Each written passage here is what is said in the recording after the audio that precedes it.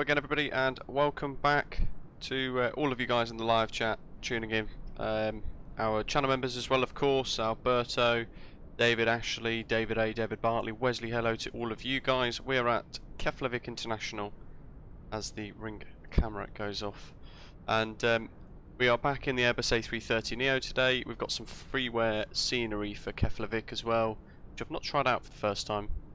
It was built 12 months ago on flightsim.co, so it's going to be interesting using that. And we've also got the Narsarsuaq freeware scenery as well. Here we are in the fabulous Greenland A330-900, and in real life the biggest aircraft that's done this is a 757-200, but they don't do the circling approach because they're basically too big for it.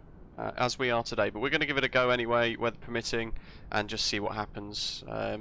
Worst case scenario, it's impossible, and we'll just vector around for the Visual Glacier approach instead. So here we are, A330-900, looking pretty good, freeware mod, and we're joined by a couple of guys as well. As one of the channel liveries there for the A320, an American A320, and also an Osprey CRJ parked over on the dirt as well. Our runway for departure is all the way over there, runway 28 I think it was, or something like that. Hello to you, welcome. It's 0.6.2 I believe, might be mistaken.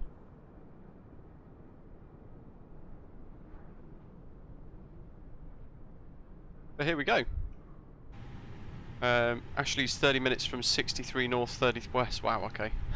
I've just been fiddling around with this actually, and I think I've probably broke the arrival, which I've put in advance, so we're just going to have to vector ourselves and make it up as we go along, basically.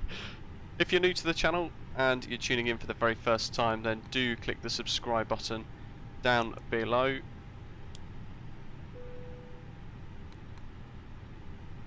And do check out my channel merchandise as well. Mode selection fault.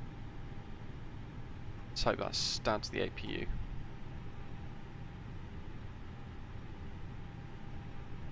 Visual Glacier's hard enough, exactly. But we can give that a go as well. I haven't got the charts for that, I don't think. I don't appear to have the charts for it. I've got Circling Arnav by Umsuk Golugo Osmad.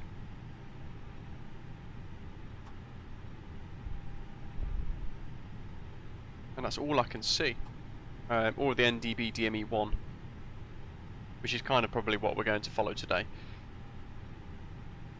Well, they are looking to try and get 0.7, I think it is, the stable for the fly-by-wire mod, working with the Headwind A330, which will be great.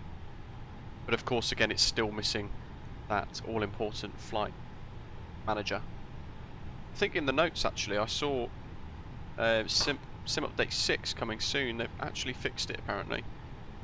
It certainly suggests like they've fixed it. We're on 1228.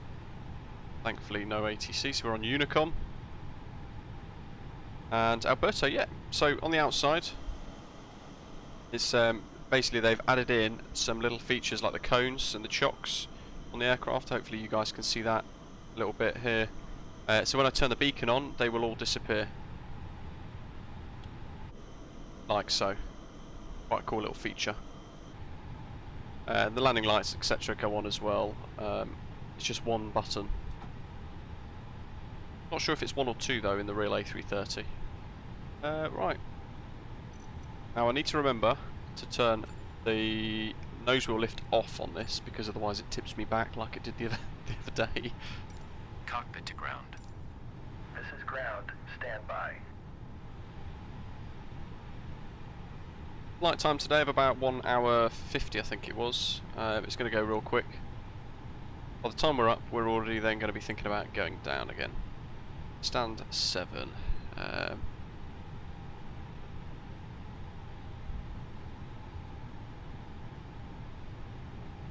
Keflavik, traffic, Greenland 165 heavies at stand 7, push and start facing south.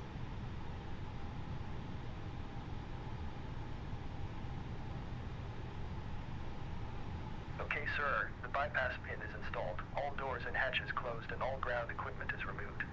Standing by for pushback. Yo, hello.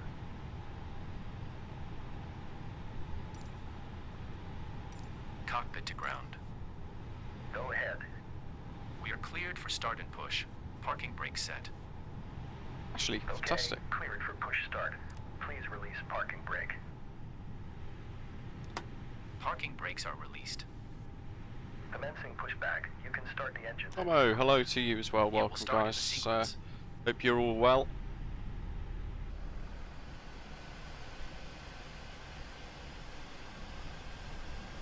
It does look good, doesn't it?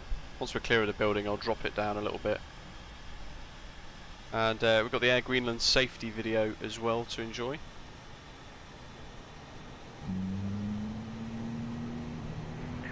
Keflavik traffic, American 490. We'll push and start after the Air Greenland Whee!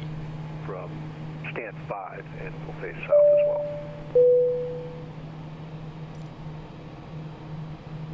That's the one really frustrating thing I've noticed with Microsoft Flight Simulators. The rudder sensitivity seems to reset every now and again. Troy, welcome on board to you.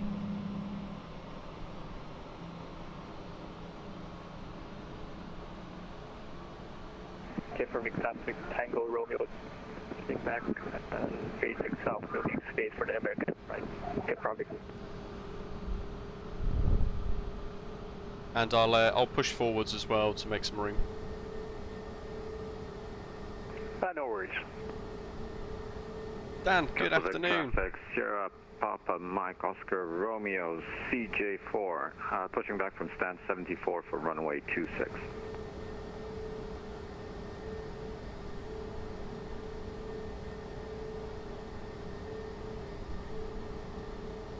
Let's go forwards, like so, and we'll start the engine. And while we're doing that, we can start the safety demonstration. It's 4 minutes long.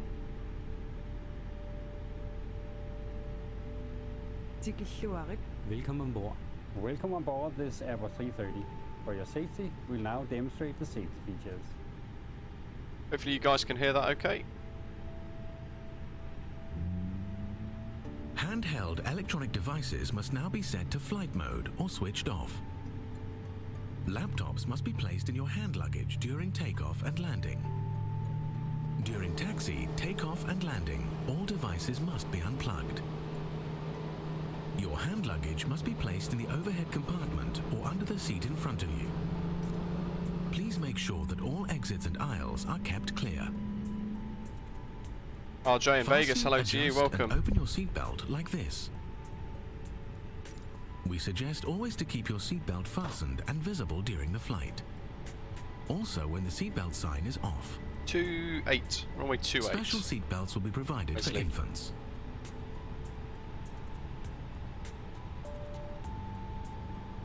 Please note that smoking or use of e-cigarettes is prohibited anywhere on board this aircraft. Pushback completed. Please set your parking brake. In case of air pressure changes in the cabin, oxygen masks will be released Startup is above your complete. seat. You may disconnect. Pull the mask downwards Roger. and place it over your nose and mouth. Disconnect. See you at the Adjust side. and Have a breathe good flight. normally. Holding position waiting for the visual. Thank you and goodbye. Akazato, it's the Zorro mask I like on the Put new on your own Airbus. mask before helping others.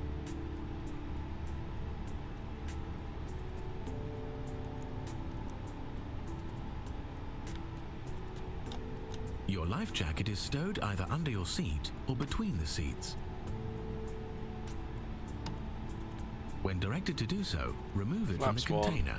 Place it over your head while seated. Keflavik traffic, Pass the Greenland tapes around your waist and tie 165 here, securely taxi in a double to bow on the left-hand Top Point side. November 2, runway 28 via Life jackets must West not be Apron inflated and until November. you are outside the aircraft. To inflate the life jacket, pull the red tab down. I think. If additional air is needed, blow into the tube. A light and whistle are provided for attracting attention.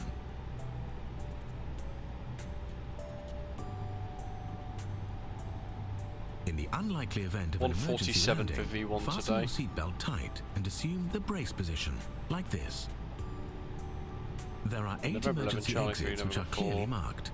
November 11 is there. Please Gotta go bear to in mind North, that the nearest exit November may 4. be behind you. Keflavik traffic, Sierra Papa Mike Oscar Romeo, taxiing from East Apron towards November 14, and then November 4 for runway 28. To open the exit, operate the handle like this. Escape slides automatically inflate Klaus, hello when to you, exits are welcome. opened. Remove high-heeled shoes, fold your arms. It's got an jump onto the iconic look slide, to it, hasn't it, and to be move fair? away from the aircraft. They've got a When landing on water, some A330-900 slides may Neo be on used order. as rafts. Although they're going to, is it We are now Callsign, ready something for like that? takeoff. I need some more Make lessons sure your on their seat back is pronunciation. upright. The table and footrest are put away. The armrest Look is to your down right. and your seatbelt fastened. Window shades must be open and headphones removed during traffic, takeoff and American landing. 490. For more information, please study the safety on board code. looks fantastic, or doesn't ask it? one of our cabin crew Runway members. 28. Thank you for your attention. Keflavik traffic, Tango Romeo, Sure. taxi to boarding point November 2, runway 28, following the American in front, Keflavik. We've got the absolute minimum amount of fuel, to be fair. I'm not asking, is the plane comparable to free planes like Zebo? No. This is a new aircraft, and it's based upon one of the earlier stable branches of White A330-900. Keflavik traffic, Sierra Papa Mike Oscar Romeo, crossing runway 19er, November 3, and then November 2 for departure from 28.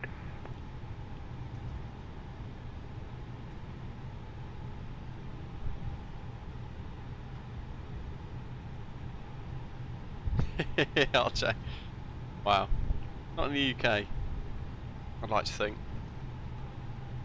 So on after departure, it's pretty much straight out. So after departure, we're just going straight up to 36,000 feet, sorry, for our cruise today.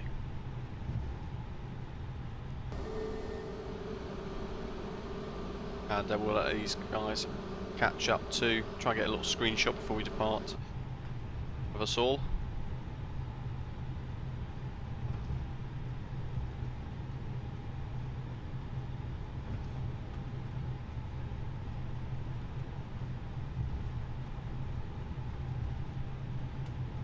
Looking clear, just going to go across like so. We're at a good speed as well. Zip, zip.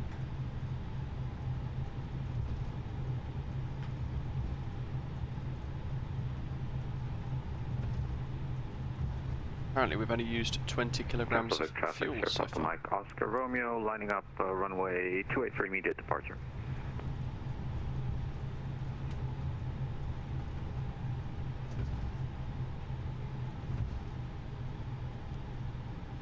All the big ones, you want a taxi to try and don't worry about the nose wheel too much, but you want to keep the main gear on the yellow line if you can. Let's go for it. Flat in the distance. There we go, got some Iceland models parked up there. That looks quite cool actually. Part of the Freeware scenery. All the links, by the way, for everything included in today's live stream are in the description, in case you guys want any of them.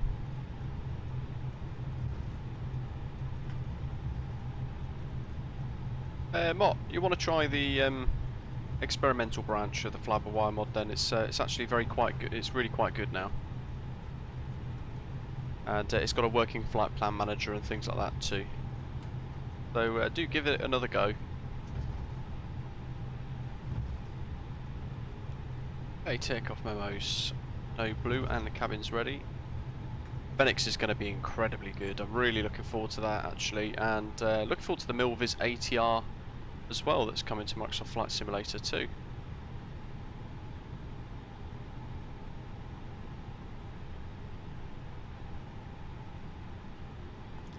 Click. Pop that on there. He's up already. They're over there still. It does look very good, doesn't it? Try and get a picture with the guys taxiing behind. then I'll line up. Kieran, hello, welcome. And nice. Successfully made it to Washington.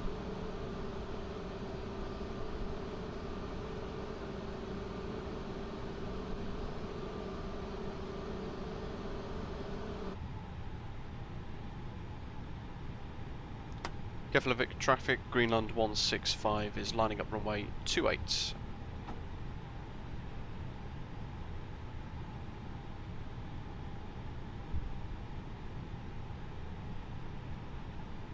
RALOV 1 Delta.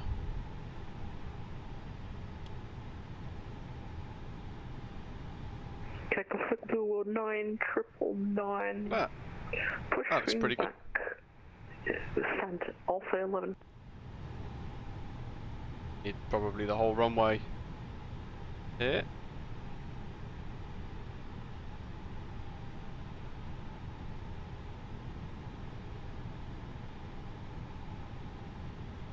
Peter, hi. David, absolutely not.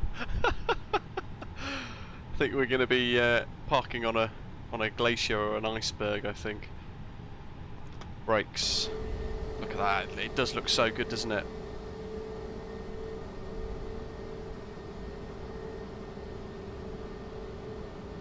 That's the only thing, yeah, it is quite frustrating actually, the fact that we've lost a terrain radar and TCAS.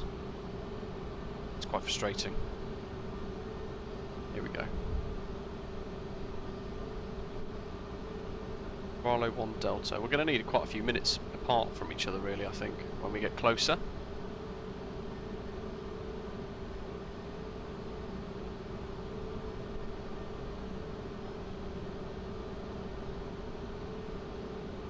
I've got the Orbex mesh for Iceland installed as well, though I'm not sure if it's going to actually show us anything for this departure.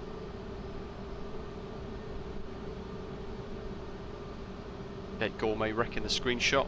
Can't get out of it. Hey, an hour and a bit, and then we're going to be sweating. Try and get them down. 2 or 3 minute delay between flights. What do you think?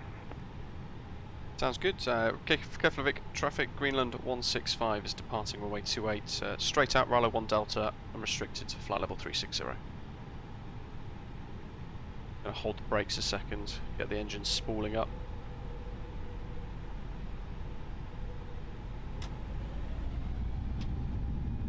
Lex, runway, SRS.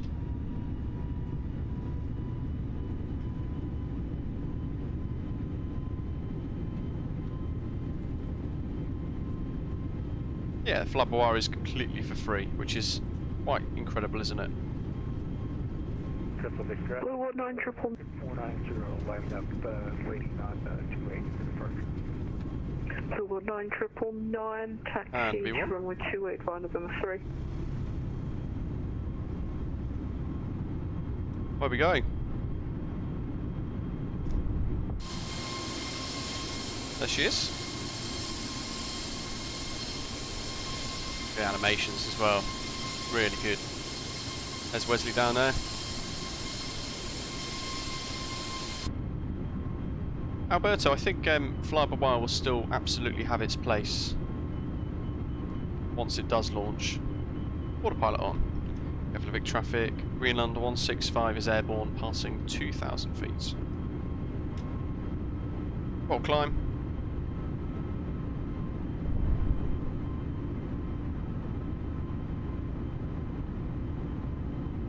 Right, so S, flaps, and S. Ground spoilers. So we want to do this, that, press A, and then we get our wing views. So drone cam, press end, and then hit A. Somebody tipped that out for me the other day actually, so really generous of them to share that little inside tip.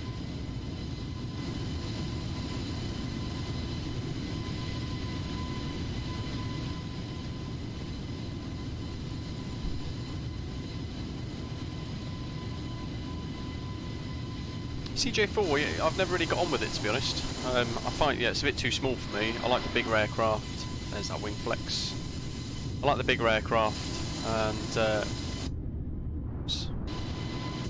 Wow, there we go. And I like the airliners.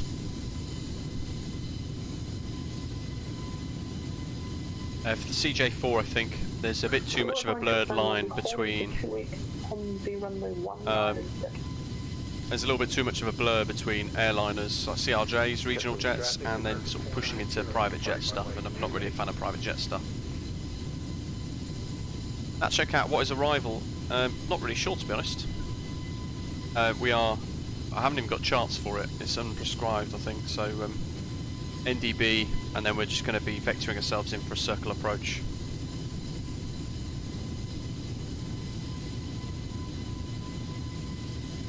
Bakazato, yeah, that's quite incredible as well, isn't it?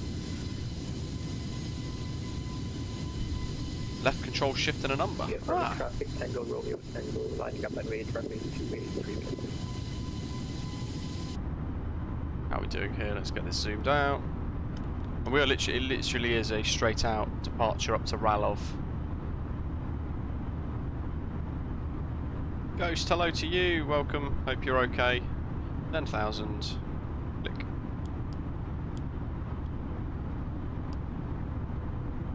Like so.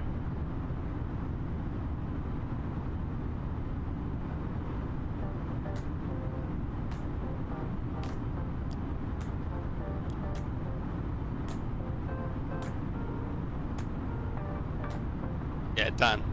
Absolutely true. Really looking forward to that. Metar at BGBW. Narsarsuaq.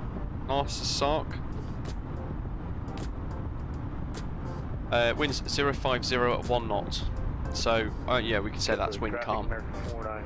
Few clouds at 18,000 feet. Broken at 24,000 feet. -2.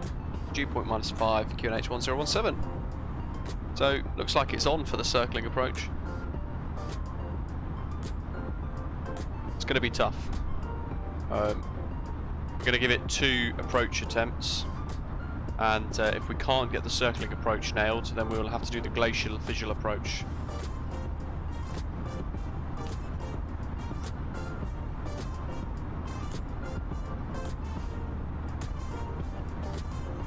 Visual glacial approach. Keflavik traffic, Lufthansa 856, full assumption ILS to 8 miles.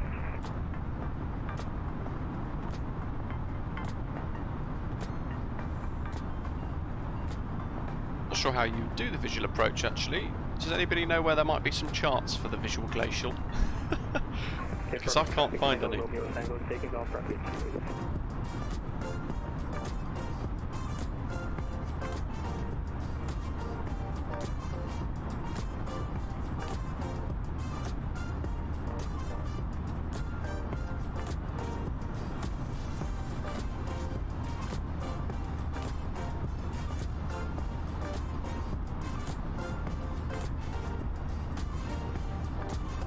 Ghost, it is basically, I mean it's Airbus, don't forget, so it's got very big similarities. It's got this section here with the A330, quite synonymous for, and although you'll note that they've actually kept it here. They both rotate though. But this panel here is actually over here on the A330, and there's a couple of other differences which you'll find by googling them. But they've done like little bits like the landing lights, just one switch. Quite cool. Dan, you look at the window and follow the glacier, thanks. Yeah, we'll have to do a fly if the second attempt of the circling approach fails, which it might do because it's not designed for massive aircraft like this, also like Dash 8s. But if we absolutely can't do it, then we will circle the airfield briefly to have a little look. We'll then head north to then fly in through the glacier for the visual approach.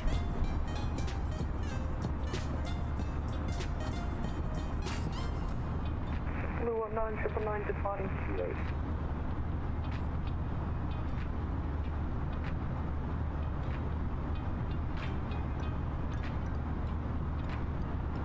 Yeah, Phoenix A320, that's going to be incredibly good. And we then So Phoenix A320, the PMDG 737, they're both going to be exceptional. Yeah, this bit is, but they are hoping to get all of this sort of updated in time to make it a little bit more A330, which is quite cool. Mark, well, what if it's not even there? Might not even be there in the sim. Don't know yet. So there, yeah, sharp turns plus A330neo doesn't really add up. We'll give it a go. We were, of course, those of you who watched the other day, we said that we were going to be doing this in the CRJ, which would have been quite a challenge anyway, to be honest, with the lack of auto throttle. Really looking forward to that. And then we had a little discussion on Discord and a quick poll between the two, and a couple more of the channel members wanted the A330neo to be attempted for this as well. Innie Bill's A310, Dan, great shout, that's going to be fantastic. Yeah, really looking forward to that. And David, yeah, PMDG are working on a 777 and a 747 as well. Kieran, thank you very much. Thanks for your super chat, really generous of you, thank you.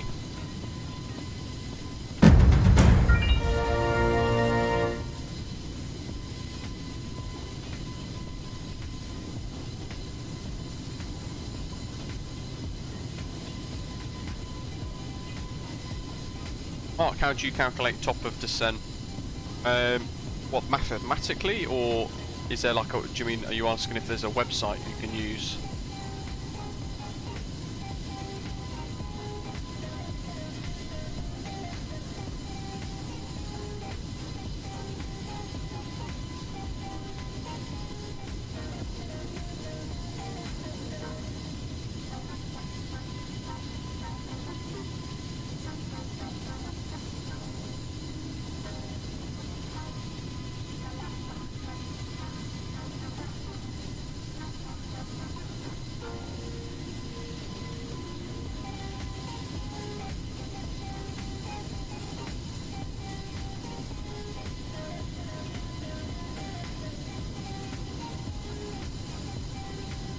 Wow, Ashley, is that crew? What, pilots as well? That's wild. Definitely want the PMDG 777. Really want a good 777 in the sim actually, and really want a 757-200 desperately as well. That's going to be quite good.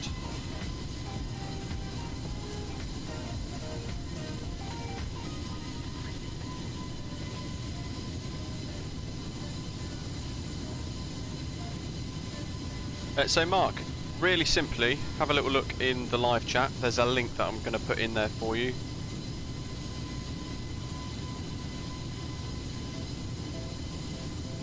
And that's a website that does it for you. That's really easy. Or, don't necessarily need a video for it.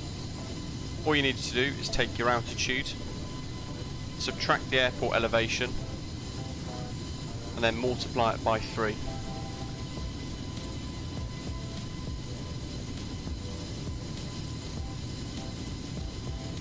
And that will give you roughly a 3-degree glide slope.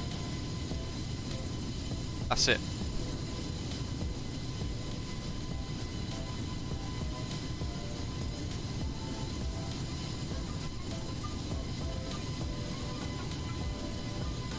I think I can see, oh there you go, there's Ashley up ahead at 63 north, 30 west. We're just at RALOV. And Wojtek is ahead of us.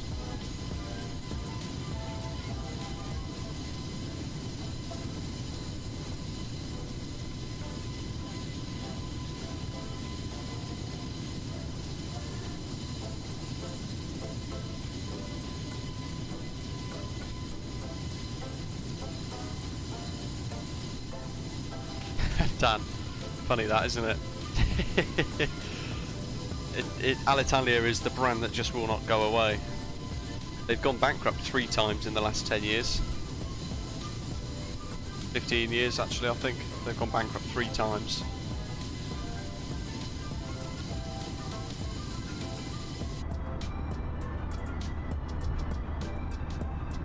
Wow, actually you're quite far ahead, 140 miles or so ahead of us at the moment. Good going. we'll be there before you know it, guys. Mach 80-ish. So if we look at Navigраф, that was our departure runway 28, and we did the RALOV 1 Delta, and you can see that it is literally straight out. We just exited the SID there. Easy. Our route gives us a couple of oceanic waypoints along the way, so we've got the first one there, 63 north 030 west, and then 62 north 040 west, before we're then descending into Greenland and the Nuuk FIR. There's no star charts, as you can see there. There's one SID for runway 24, which looks quite it looks really difficult to say the least. It looks like the bigger aircraft have to do a bit of a loop over the lake to then head back to DME 2.5 and then outbound 277 climbing away, which is quite a cool departure, has to be said. No reference charts. There's our reference for the airfield. It's only 1,830 metres, so medium auto brake, reverse thrust, and probably a bit of manual additional braking as well. And there's a little bit of a visual approach flight track as well for us there, although that is more for 06. We've got the NDB DME 1 for runway 06 there as well. That's one of the only charts that we've got. But of course we're going to be kind of doing this teardrop at about sort of 8 DME. We're probably going to break off through this little gap sending up here, before then heading right over this bit of terrain. Very quickly then after that, within about 30 seconds or so, we're going to be touching down or going around. If it all goes Pete Tong, we'll do a couple of missed approaches, and we're then going to probably vector ourselves up and away to then head in through this glacier here. Instead, a straight in approach, but visually flown with no charts or anything. So there's our two options. Ghost team, hello, welcome.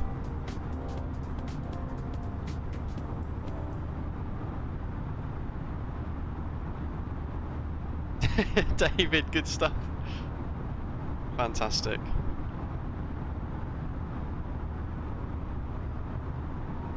Oh, interesting. KLM Airbus A330-900 to Calgary. How far across has it got?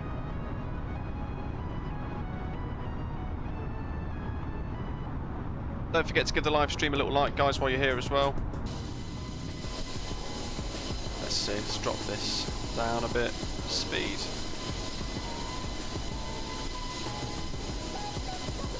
That's usually about good for panning around, making stuff look Gucci. Like an Air Greenland promo video. RT, sadly you won't get him to change.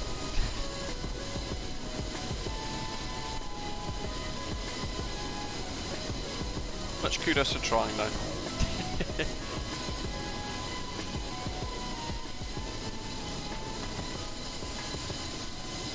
The livery is so cool, isn't it? And it must stand out really well with the glacier.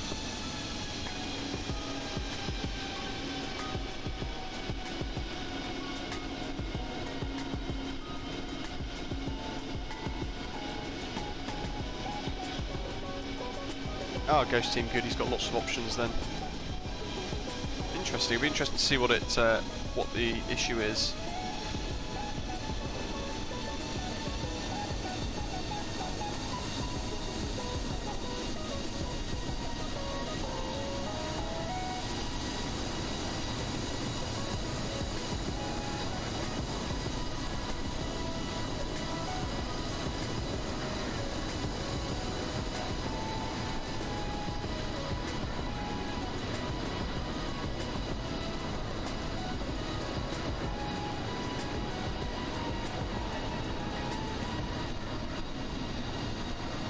Next week, by the way, I've got some really cool content coming soon to you guys, and I need to actually work at completing it. Didn't get a chance today, been quite busy, but it's going to be really exciting, and I can't wait to sort of show you guys what I've been playing around with in the background, and it flies really well. So very much looking forward to that.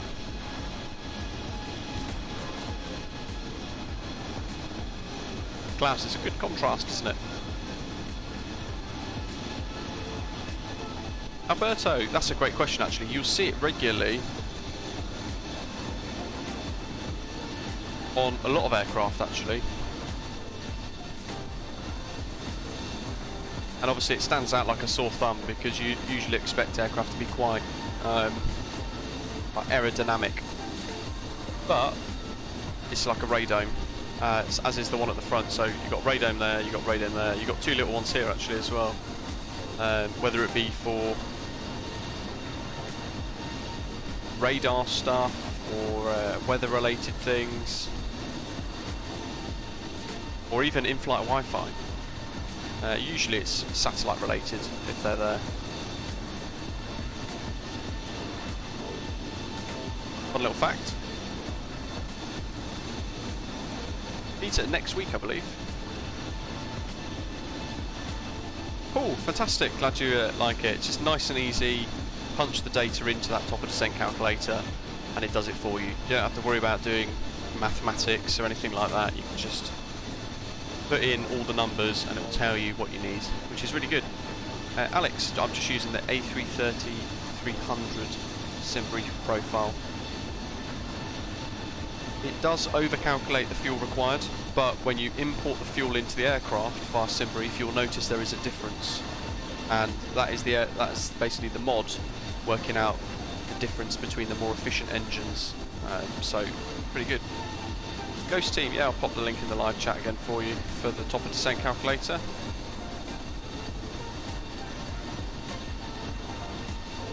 It is really easy to use. For example, we know we need to be, how high do we need to be over the airfield actually? 4,000 or 5,000 feet, and we're going to 36,000.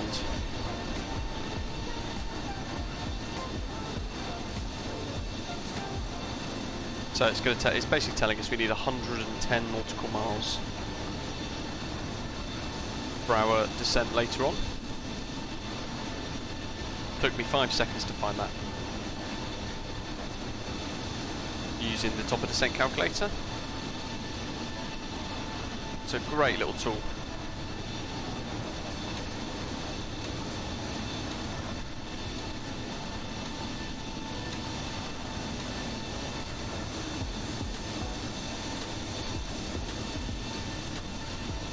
Peter, interestingly, the one of the mods that I've actually got at the moment is almost ready for release.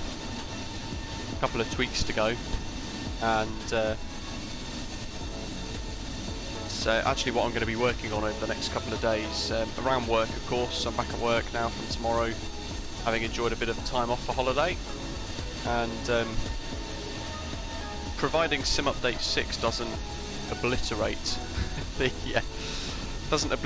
the add-on, the product. It will be released probably the end of next week, hopefully, which is going to be really cool, and it is really good. I've only flown it once so far, has to be said, but wow, have I been having fun with it.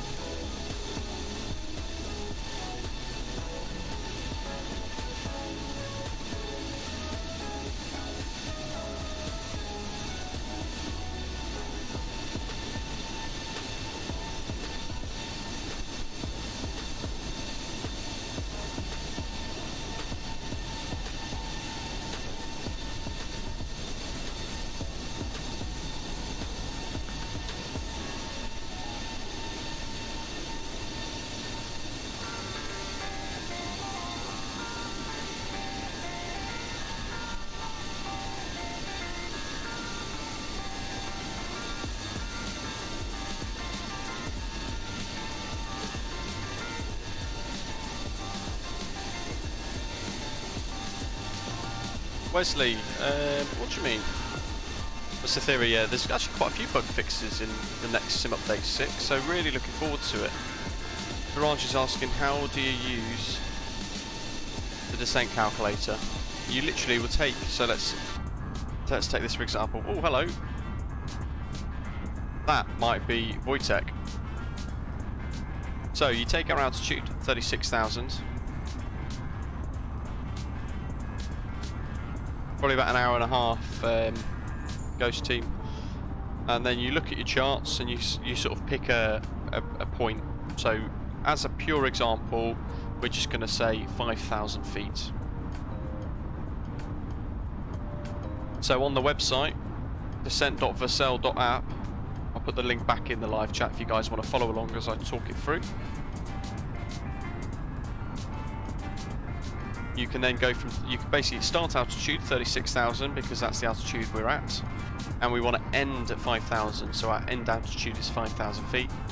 Start speed will be your descent speed. Good way to find it is going into here, and there you go, 288. So you can put 288 in, or I round it up to 290, and then your end speed is roughly what speed you want to be when you get to 5,000 feet. So I've said 200 knots. And then it tells you for a 3-degree glide slope you need 1,300 foot per minute, and you need a 26-minute descent for 107 nautical miles. And you can also put in a wind variation thing in there as well, which is quite cool. August, I haven't done any calibration or anything, I've just downloaded it and blew, to be honest.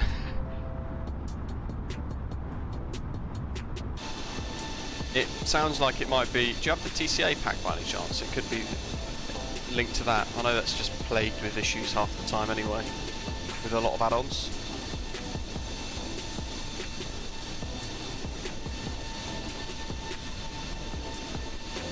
It's good to hear that they've learned from Sim Update 5, because that was quite a miserable experience for a lot of us, wasn't it?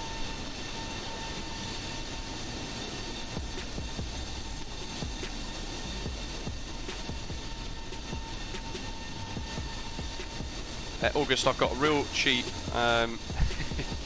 don't judge me, a Thrustmaster T-Flight HOTAS X full flight kit, £110 I think it was on Amazon. Abdul, hello.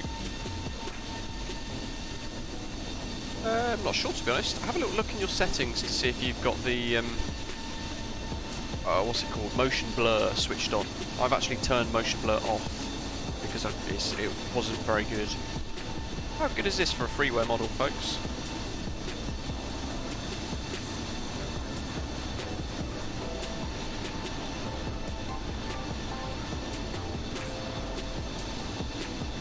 August, the throttle for this is actually the same as the A330, but of course you can't... Where's Wojtek? There he is. You can't...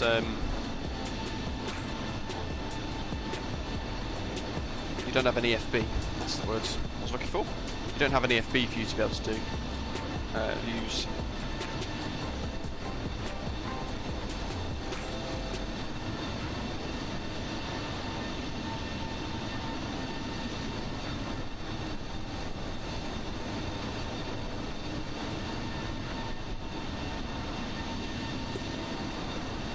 Yeah, Abdul, give it a go if you've got it switched on. I'm not sure, obviously. Hopefully that helps.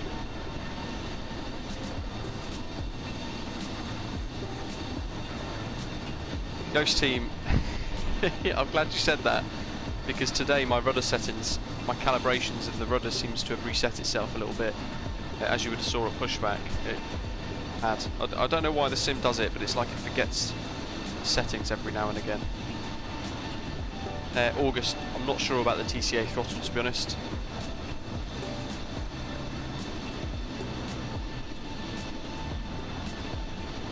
Let's see, that's Wojtek Moradin up there. He's in a CJ4.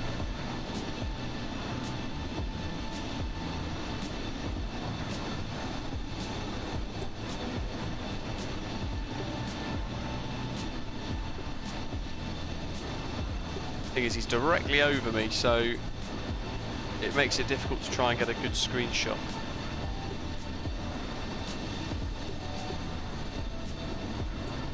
Dan, huge difference, isn't it? And it's a real shame that PMP sort of wasted our time with the other A330 they did, because that really wasn't very good. I tried to like it, tried to be quite positive with it, but my review actually was based on the fact as well that they made loads of promises for, they've got an update coming soon that fixes X, Y and Z, and their GitHub, I'd actually made some pull requests, sort of bug reports on their GitHub to try and push that project forward a little bit, help them focus on things. Nothing got done.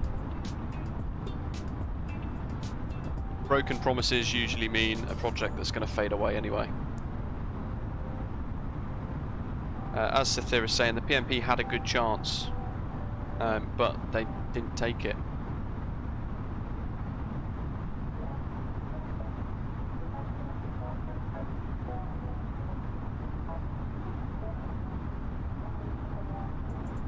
Sometimes, Ghost Team, when you boot the sim, you want to go back into your settings. So when you boot the sim, you then go to settings, go to controls, and then just don't tweak any settings. Just go to the sensitivity button and just press your pedals, your rudder pedals or something like that, and you'll notice that then it will refresh and wake itself back up and it will remember the settings. It's happened to me a few times.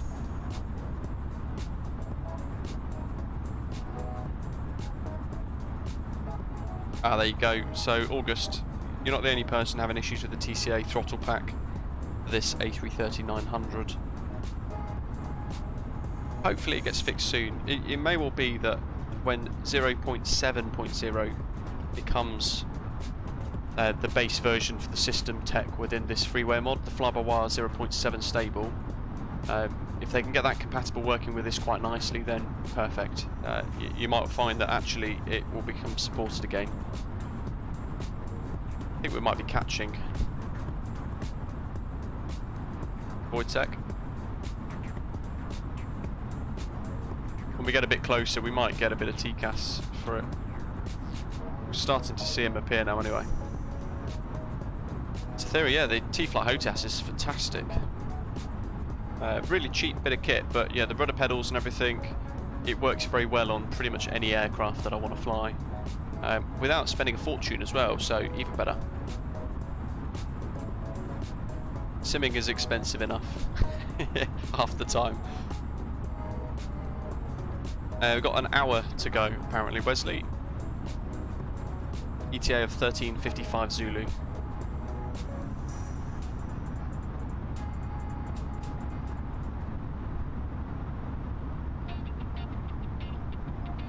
Oh, that's strange, Ghost Team. Not sure then.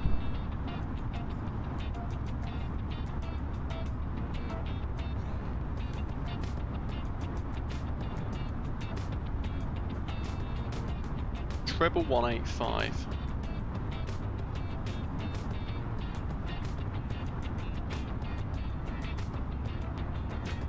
NQ, apparently. I think that's set for Narsarsuaq. Narsarsuaq. I don't know how to say it. Narsarsuaq. I'm going to stick with that. That sounds correct.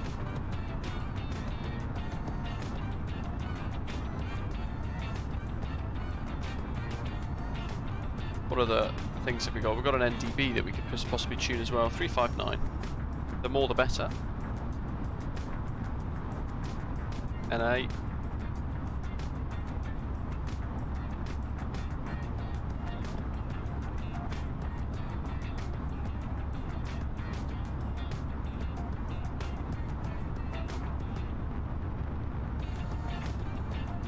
What does this say for missed approach? Climb on 066 to 2.5, then immediately climb left. Climb and turn left to 280 from the NDB down to 6,800. So that's the NDB 06, which we don't want. Missed approach for this is going to be climb direct to Bravo Whiskey 004. So it's a bit of a right turn away from the airfield, then on course 265, passing 5,900 feet. Turn right direct LGAV into 6,500 feet. Do not turn before the missed approach point. And it says this procedure may only be used during daylight within civil twilight periods. Adhere strictly to prescribed procedure due to high surrounding terrain. Correct altimeter for temperature. Turbulence may be expected. Procedure in airspace classified G. Ooh. So technically uncontrolled. Oh, look at that. Wojtek's contrails turning along with him as he now heads up to 62 north, 40 west.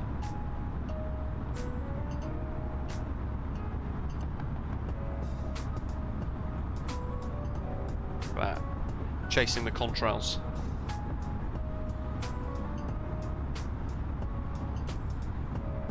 Roland, hello, welcome. Hope you're okay. Enjoying work.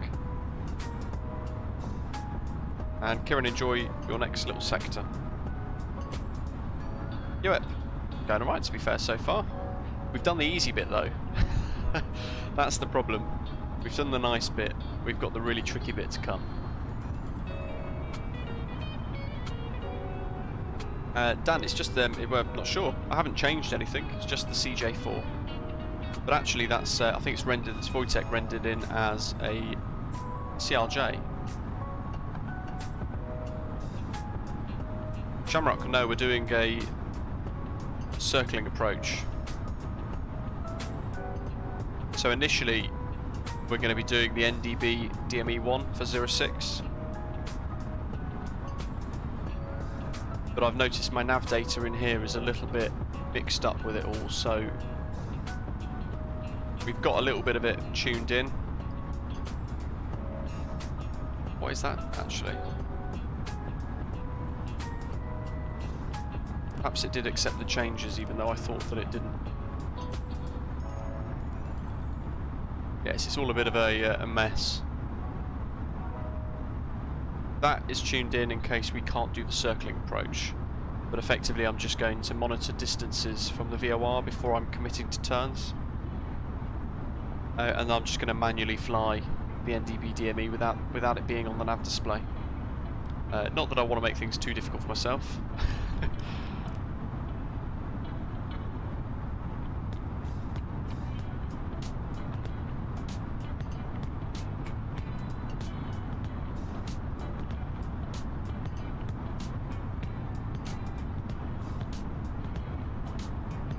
We're going to brush over a bit of mountainous terrain, probably by about 100 feet or so. So it's going to be quite tight.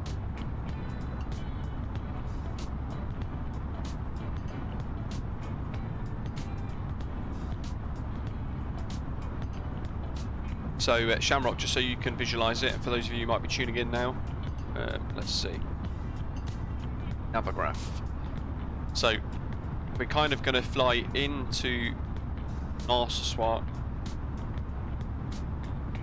and we're Narsarsuaq, whatever it's called. I should have picked a different airfield that I can actually pronounce. We're going to fly into NQ.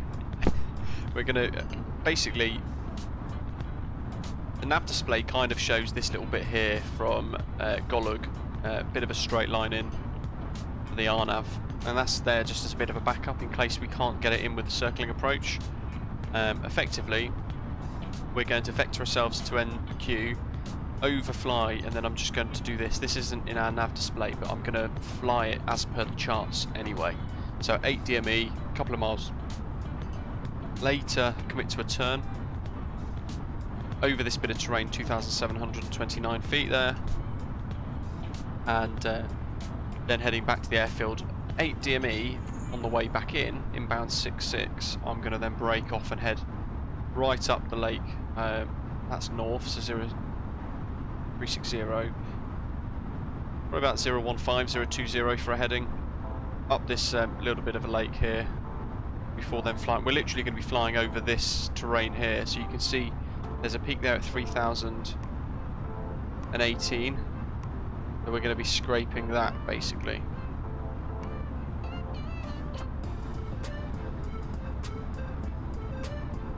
Whether it's going to work or not, I'm not sure.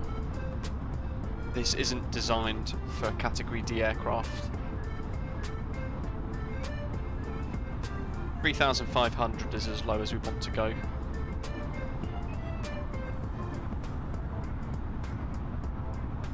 Have I seen the new Payware LaGuardia? I haven't actually, no. In fact, didn't somebody put that on Discord the other day? NANQ.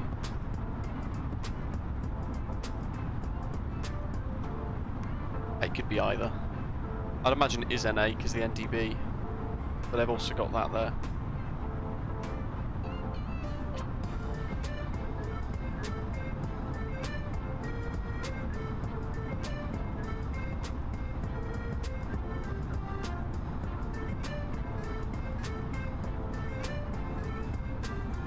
Wesley, it'll be fine.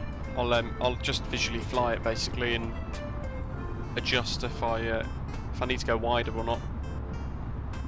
It may well be that this is a bit too tight, but as I've done in any circle to land tutorials that I've done in the past that you guys have probably watched, you need to configure early. So on the inbound track, and we break off to the circle approach up the lake, we're then going to get flaps to full, we're going to get landing gear down and all that stuff ready to go. All we need to do then is hold a speed and control the plane. Whether it works, again, if I keep saying it, we'll find out.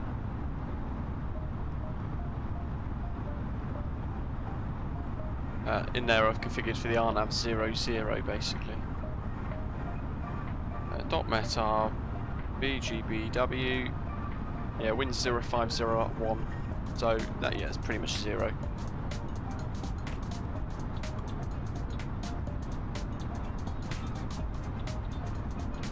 QNH 1017 and -2.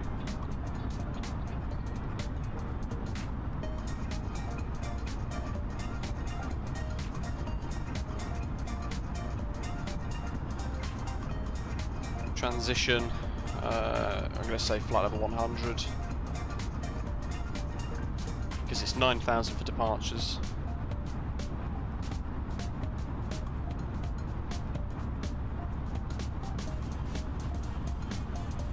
And Barrow 3,500 for minimums. It's quite high. 141 for landing approach speed, so actually I've managed to get us nice and light here. We've still gonna have a load of fuel left. Whiskey Foxtrot Lima, Niner. Advise Sierra Papa Mike Oscar Romeo is cruising at flight level 400. Blue 19999, yeah, we're flying at flight level 400.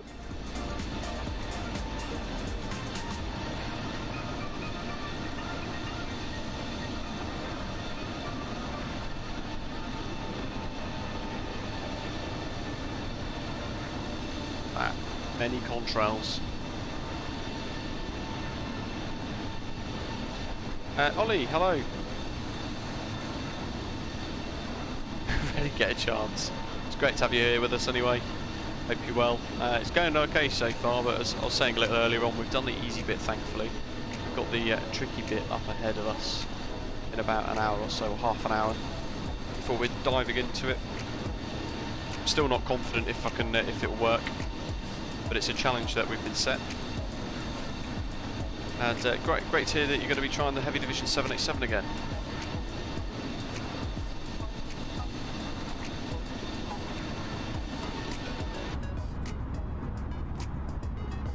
Not sure if we can see anyone else.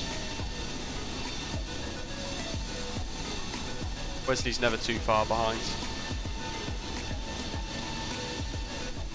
Not yet. So I'm conscious I don't want to overtake Wojtek.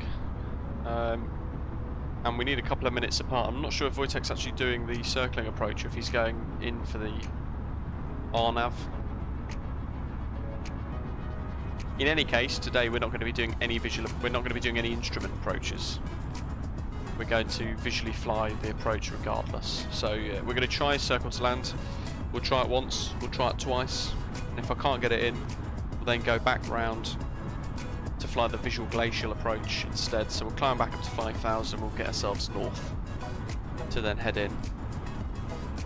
And we're basically just going to follow the glacier in, I think as Dan was saying earlier. Oscar Romeo will not be doing the circling approach, that's all on you, Luke. Have fun. Thanks. There we go. Ollie, always love a challenging landing. If it goes wrong, it's something to sort of learn from, isn't it? And enjoy at the same time. Tests the abilities of these add-ons as well. So the Aerosoft CRJ and all that sort of thing, it does put it through its paces. Figures out as well, I guess, how realistic it is.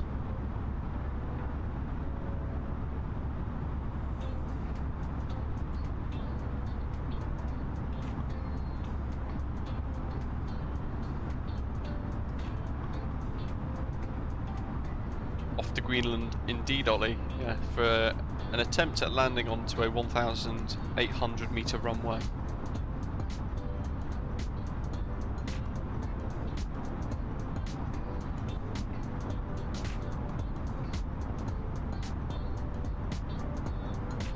I think somebody put on to, might have been RJ actually. They popped into Discord the other day and shared an image, earlier on actually, shared an image of a rogue looking windsock that seemed to be in the way.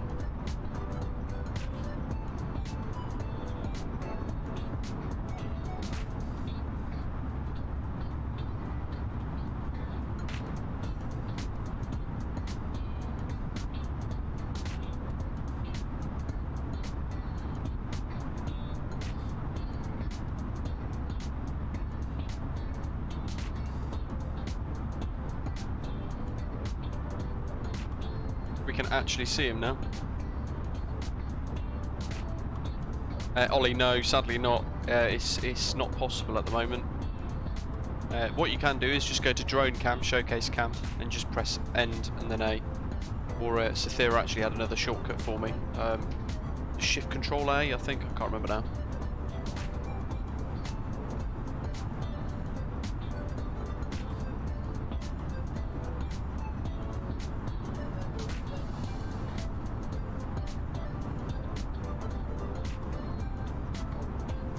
Jane, yeah, the CRJ ones have always been fine, the Aerosoft CRJ. The lights of that work fantastically well.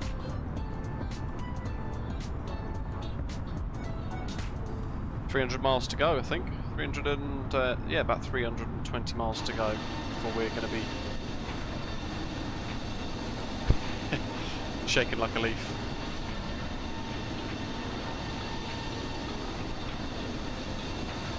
Hell yeah, look at that.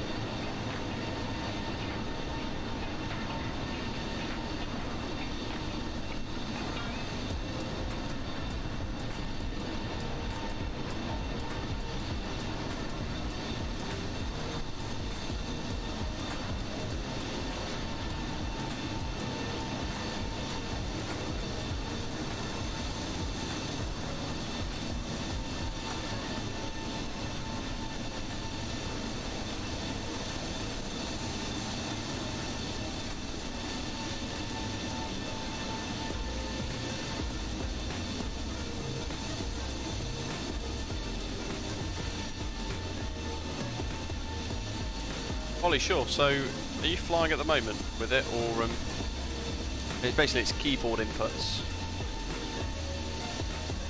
So we're in drone cam at the moment. I've pressed insert, and then I press end, so that enters the extra drone cam showcase cameras, the presets, and then you just press A, and these are all the preset ones.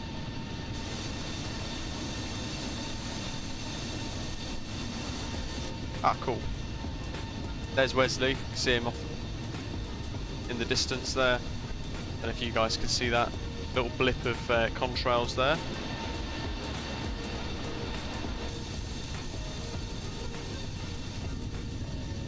Some of them, like that one, are a little bit mad. A bit too zoomed in, but that's a great one. That's not so much. That's what happens when you try and set your own custom views as well. And that.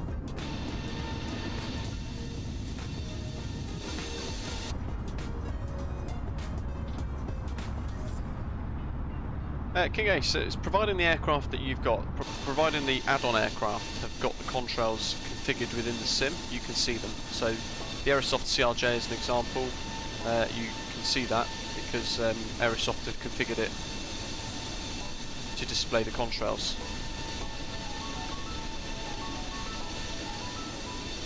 Where's, wait a sec.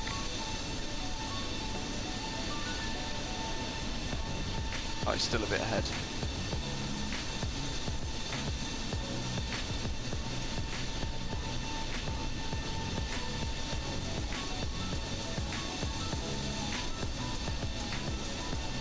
Look at that, got triple contrails going on now. Ridderman high.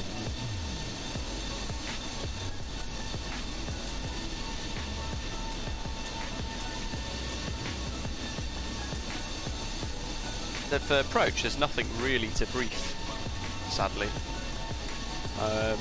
It is all going to come down to just working it out ourselves on the fly with whatever we've got in front of us. Can I give a route suggestion, Dan? Sure. Manchester to Leipzig in Osprey Cargo 747-8 Freeware. Leipzig's really good. Awesome. Put that into Discord.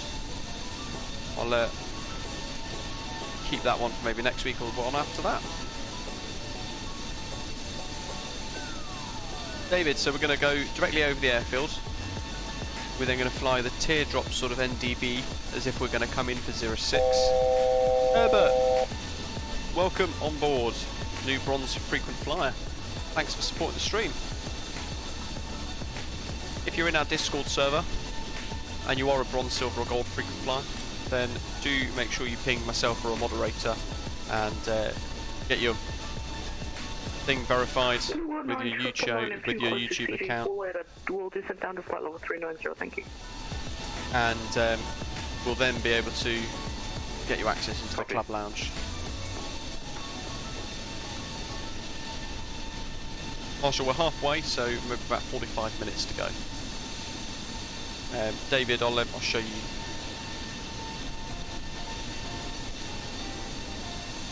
That little reminder. Where are we? So approach. So we're going to overfly the airfield over NQ or NA. Either really, doesn't really matter because I don't have any of this in the nav display. So we're just going to literally guess the whole thing and fly procedural headings and tracks. But we're going to go over N8, outbound 272 degrees to 8 miles, and then we're going to start a left turn around to then head back in on a inbound course of 066 to runway 06. And then at about 8 miles, we're going to break north to probably at 015 degrees or so for a track through this little gap here, through the terrain. We'll be at minimums by this point as well. And then configuring the aircraft for landing, so full flaps, gear down, everything like that, all ready to go for the downwind leg. And then it's a bit of a skewed turn here because we're basically going to fly straight towards this terrain, and then we're going to skirt just above it as we're then sweeping around and then descending down with the terrain to land. As I said earlier, the approach isn't designed for big aircraft, and in real life it's not allowed, but it's nice to give these things a go sometimes for the challenge.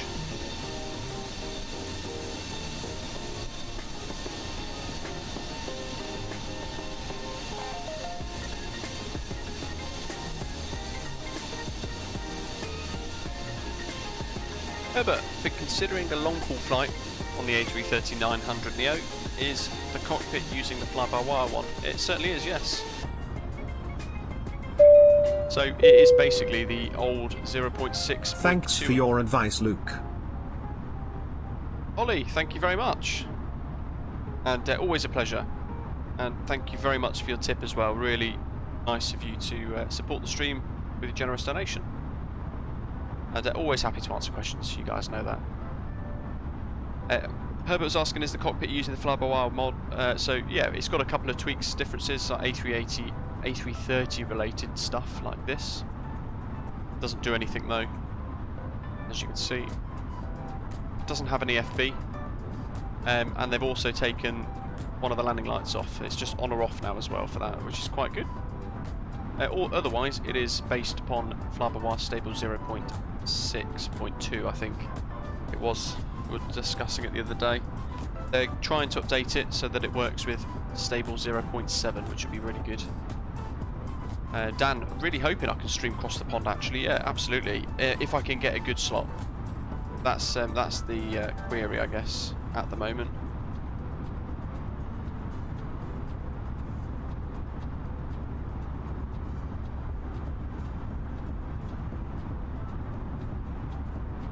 I'm hoping I can get a good slot. Failing that, somebody from VATSIM suggested that I do a non-event track instead, and I still do cross the pond, but I do it with all the carnage on Unicom, which could be quite entertaining. I can't book my VATSIM cross the pond slot though until the 17th, so I've still got two more days, 49 hours actually, and 5 minutes exactly. Yeah, David, we're landing on 2-4. Is it 2-4? Yeah, 2-4. Actually, he's got land in sight. I don't think we're far off that actually either, to be honest. We've got 134 miles to 62 north, 40 west, and wow, look at that.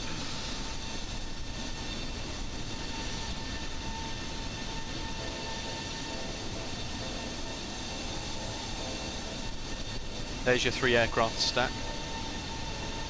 RT, they did, yes, but one of the admins actually suggested that if I can't get a slot, then there's a couple of other different things that I could do, but on Unicom, basically, away from the main event tracks as well. But I could still do a bit of a Unicom carnage across the pond.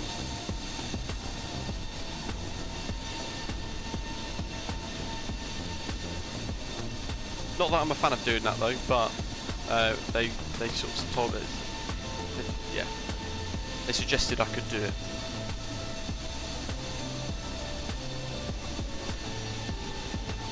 it. Ollie, no, it doesn't matter actually. So you can download this, and it's a standalone package, and they've built it with its own version of fly-by-wire stable built into the A330 itself. So you can still, as I have today actually, in fact, I've got the fly-by-wire experimental installed for the A320, but I've also got this installed, which is working with a different version.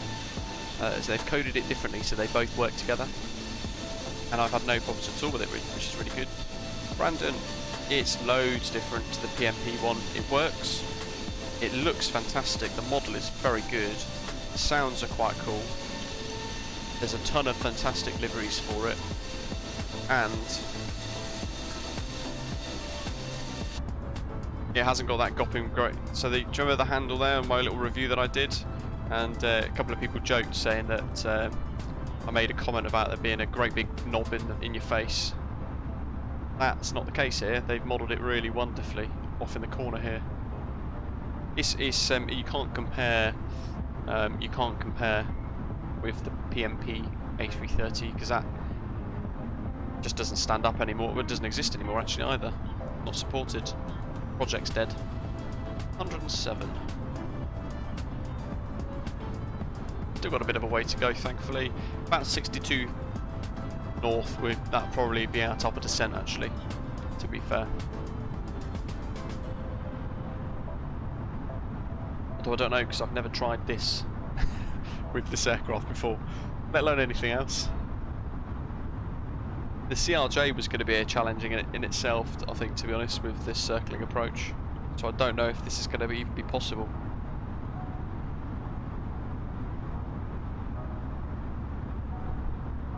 It's the theory, yes. Now it's a knob on the side, but it's not in your face, thankfully. And it is indeed. Copenhagen to Narsarsuaq is the current Air Greenland A330-900 route, RALOV. That was actually, well, we weren't going to do that route, we were actually going to do Reykjavik to Narsarsuaq instead, but we changed it to Narsarsuaq because it's a lot harder. Shorter runway, more challenging. 757-200 could just about make it into there, so we're going to have our work cut out. Well, that's what the brakes are for, right? I think the scholar once said.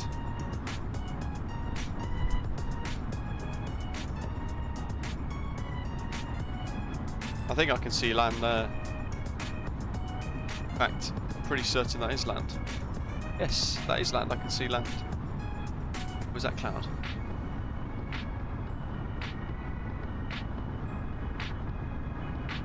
God, you know, I can't tell.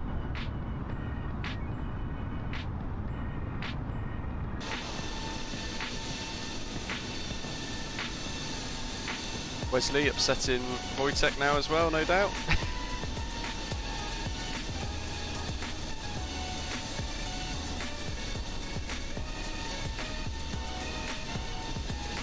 We are way too stacked up here.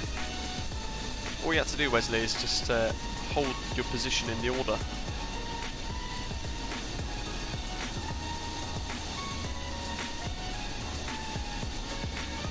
Cythera, you just do random routing, or are you just more generally asking how you select a nat track? –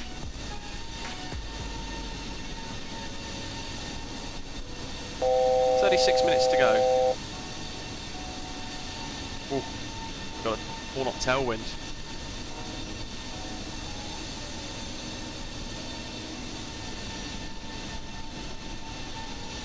Ashley's been a sponsor for 6 months. Thank you very much for your ongoing support.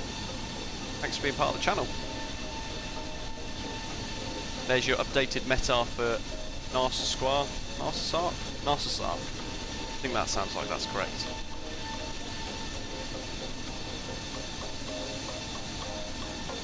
.0504. Let's punch that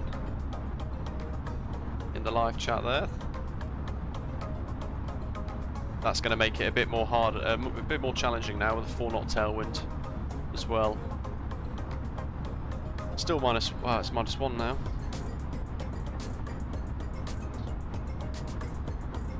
And 1016.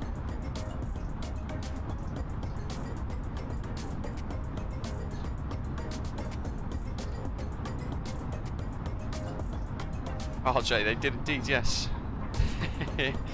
And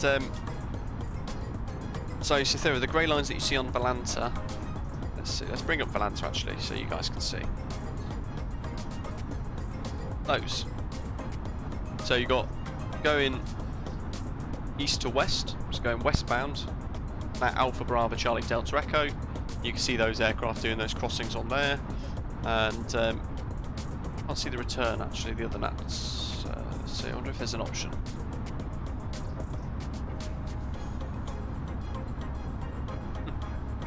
So there are the nat tracks in use today. There's a Concorde. Yiddle diddle.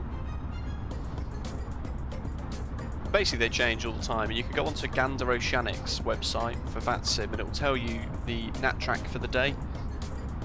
And that's a really good way of getting all of that clearance sorted out. Wow, look at Europe. There's us in our little innocent corner of the world up here.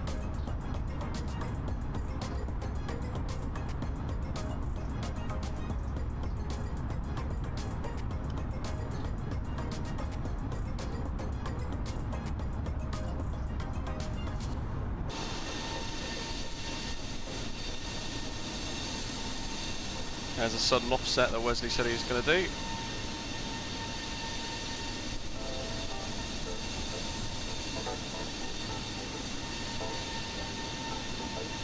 Now we're getting artistic with camera views. Look at that. That does look quite good. It's got to be said. Look at that. Wow. That's a cool one. If I can quickly get a screenshot in time, we did.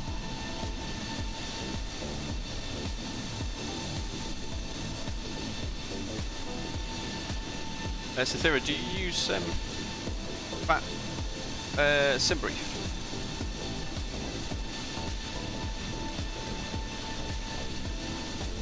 Usually I just type in on SimBrief the nat track, the sort of like the nat track. Wesley, Microsoft Flight Simulator's not doing too badly for itself, is it? if it can pull off stuff like that. I've uploaded those screenshots onto Volanta, and I'll put them onto Discord after, and I'll put one of them on Instagram, Facebook and Twitter actually as well, because that did look pretty cool. Screenshot of the day.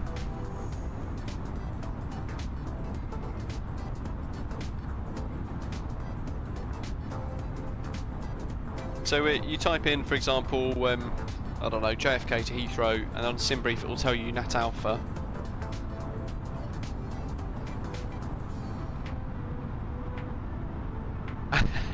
Alec, I can assure you I've got no alpha version of anything. Oh wait, FSLTL.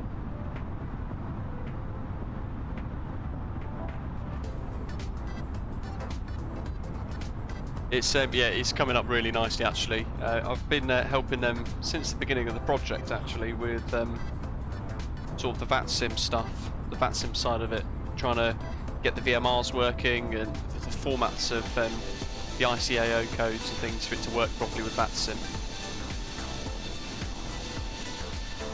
The project's back, it's alive. All of the A350s that you guys have been seeing recently in live streams, that is all FSLTL, 737s, A320s, A319s, 777s I think as well. I think they're working on A330s at the moment too. Dan, it'd be rather terrifying, wouldn't it? How are we doing here?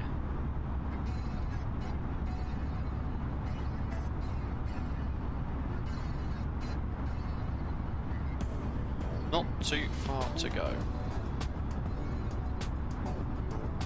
6420, then it's NA, so we're literally going straight towards NA. Which is where the nav data is all a bit skewed on here, so I've just left it as it is. I'm just going to fly the procedural stuff myself and just make it up as I go along, basically. What's the worst that could happen? We crash. Rather embarrassing. I'll try not to make it happen. I've only crashed once in a stream, actually, I think. Alberto, I'm not sure. That's the only thing. It's being worked on a lot, all the time. There's a fantastic team of livery creators that are building all of the stunning ones. Quite some fantastic, actually. Some fantastic. Oh, good grief, he's all the way over there. How far did he go? He did as well. Wow.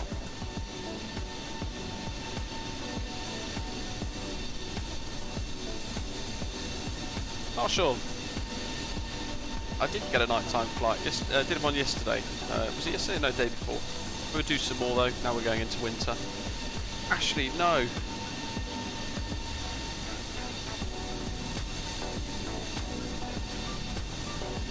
Were you using a certain scenery, or I wonder if that's the fate we're all expecting now, if we've all got the same scenery. Oh, you just got over land as well, which I think is roughly the time it does boot in.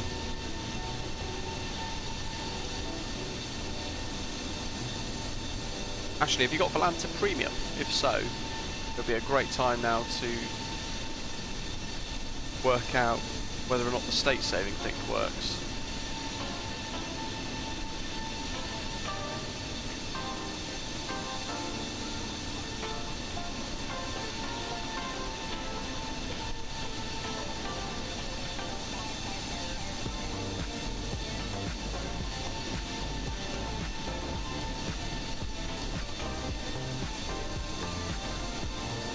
Ollie, I hope so.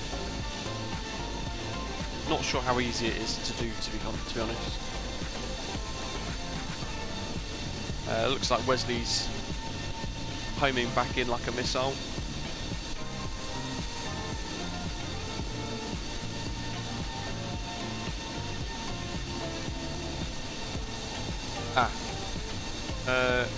The A330 though, if you're there, you could just load back up, spawn in and just hand fly it, I guess.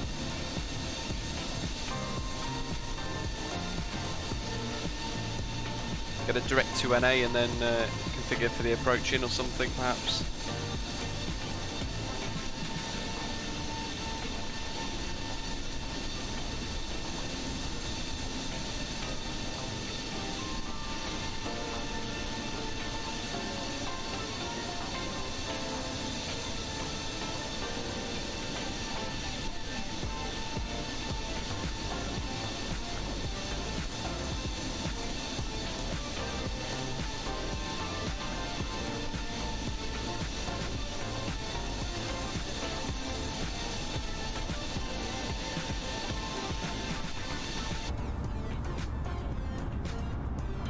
160.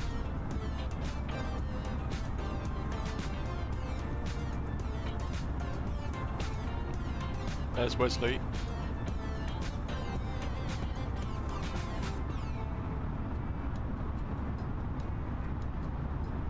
And there is Greenland.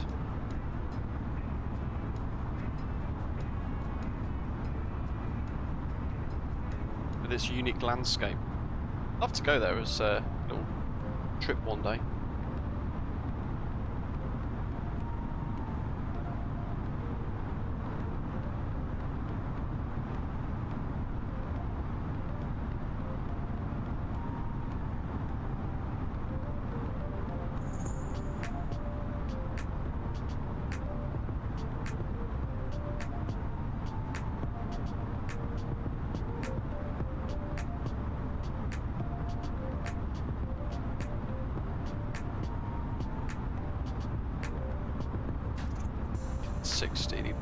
So at about 40 miles we're going to be getting the nose down and beginning our descent, I think.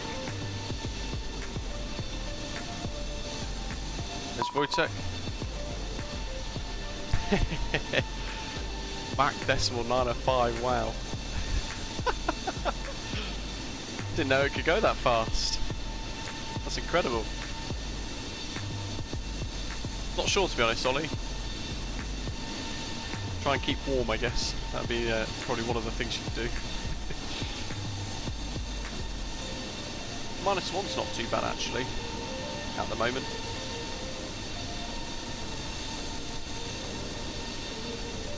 Whenever you fly over it, as you're just saying there, Ollie, actually, when you fly over it, it always looks absolutely stunning.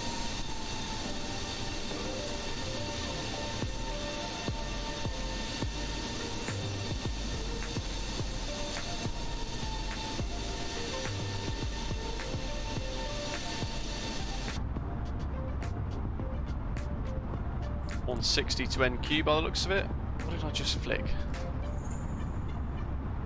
Not sure. Arm those.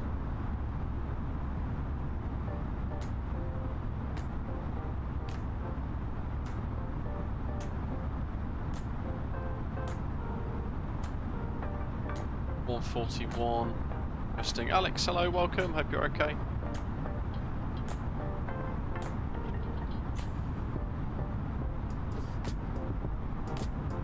So initially I think we're just going to guess for about 5,000, but I'll do down to 12 first, get the speed up.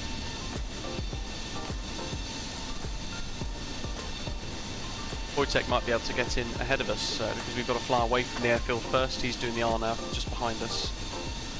Where is he? There he is. So it might well be that he can get in just behind us and then do the RNAV as we're then vectoring around for the circling approach.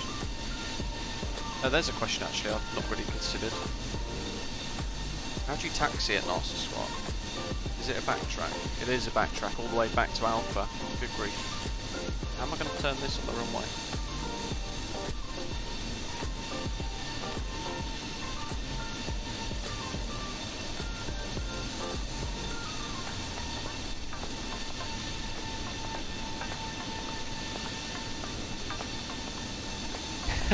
Alex, yes. Yes, well spotted. Oh, hello, welcome. Thank you very much. It's going to be tough. Wesley's coming back in like a homing missile. Interesting. So what caused that then, Ashley?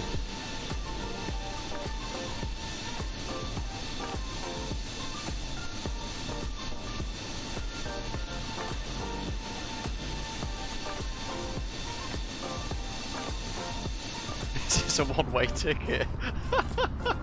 David, well, you know, you guys voted for it. Let's get the nose down. 12.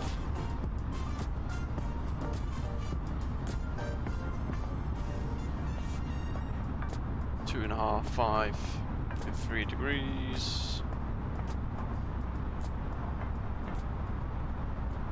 One arm out the window with a handbrake turn. Might give that a go. Might be the best way to get in. I mean, look at that landscape though. Imagine flying here and having that in front of you.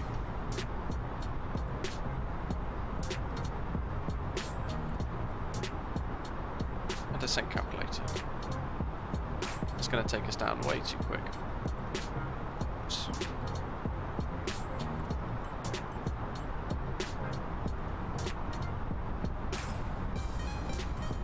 Doesn't matter if we're too low, to be honest.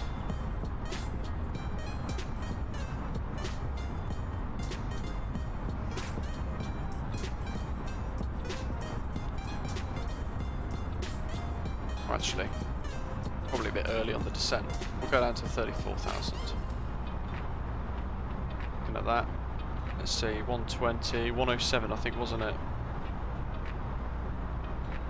And we need 101 from 34,000. David, 06 might be the answer, yes, but we're going to do 2-4, even though we've got a tailwind, just to give the circle to land a go.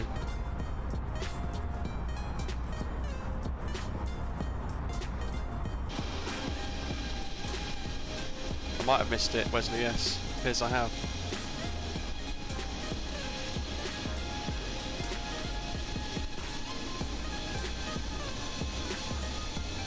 Wesley's drawing pictures in the sky still.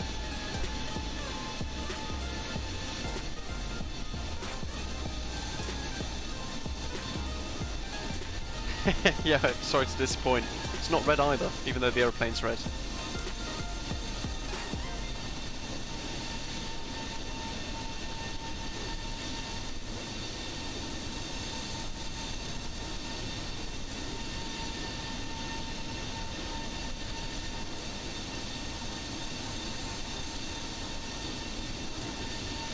Oh damn, you're not filling me with confidence.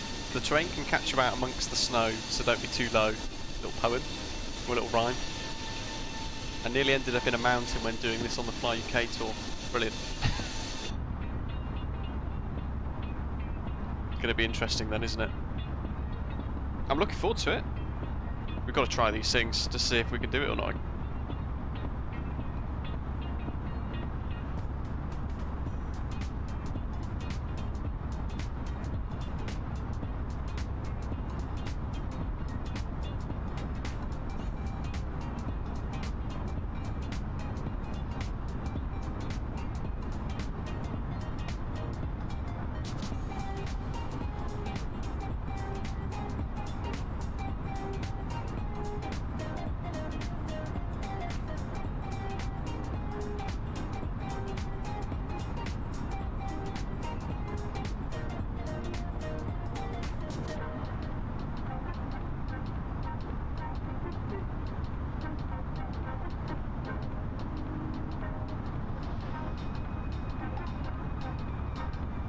If you're wondering, then you guys know that, you probably know already, this isn't done in real life. It's done into Keflavik properly in real life, Copenhagen to there, and with Air Greenland and the A330-900. There used to be a service of Reykjavik, Keflavik to Narsarsuaq with the I think it was Iceland Air with the 757-200. And that's the biggest aircraft that's gone into this airfield. Cythera, how do you enter coordinates into the flight plan? You literally just type in... I can't show you now. There we go. So that 6240N is 62 degrees north, 40 west. But you type it in as 6240N instead. 20.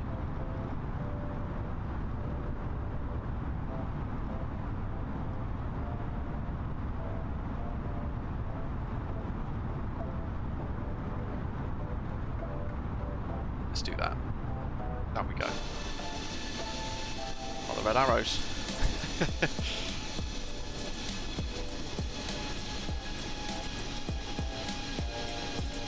Good grief, they look neck and neck.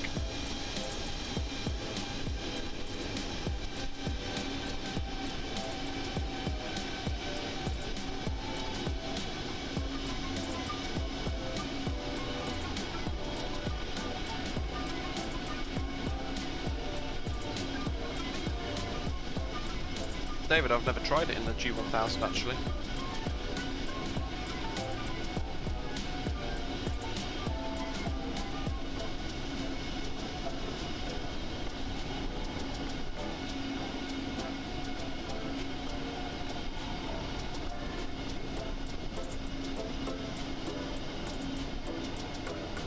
Does anybody know what the maximum bank angle in an A330-900 is? Tavanaris, hello, welcome. I know ordinarily you do 30 degrees max, so I'm wondering if I can push it to 40 odd.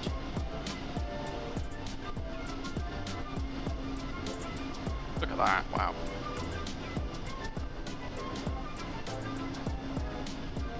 Looks a bit random though.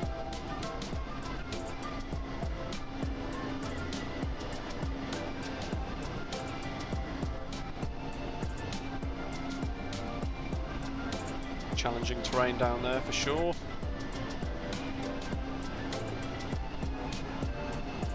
You can see why they paint their aircraft red anyway.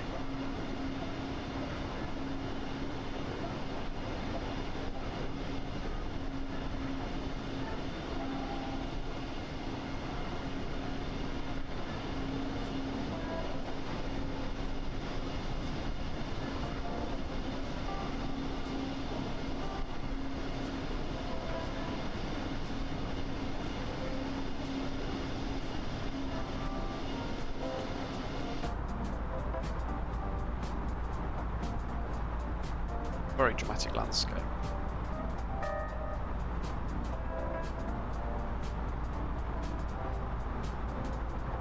$10,000 Wesley for transition, 3,500 for missed approach or Barrow, MDA,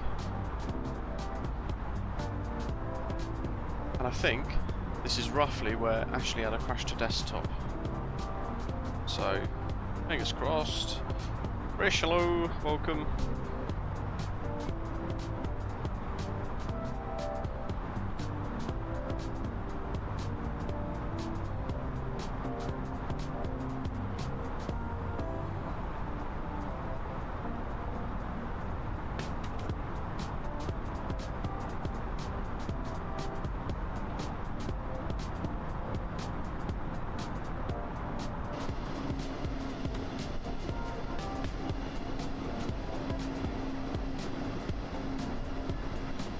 And partner, hello to you, welcome.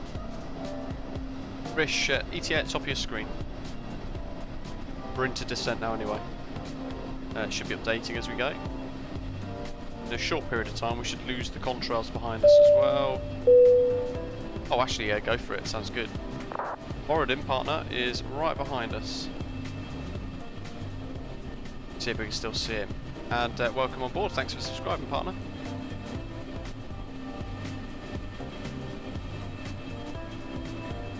Let's see, he's right behind us by a couple of minutes. Should see his lights. There he is. If you can see that. Flashing away. There's Moradin.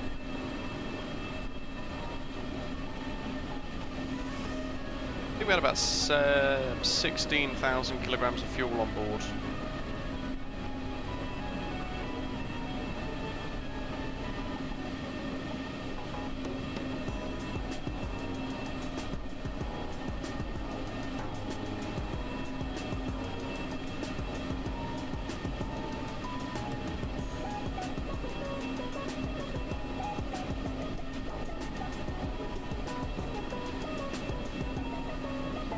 David, thank you.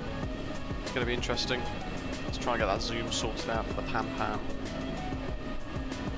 Well, not the Pan-Pan. That's completely different for us. Wow, look at that. God, I hope this works.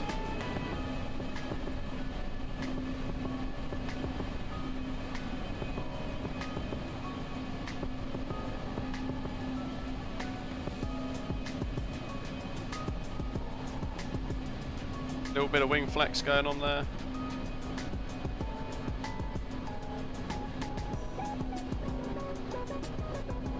You can see that.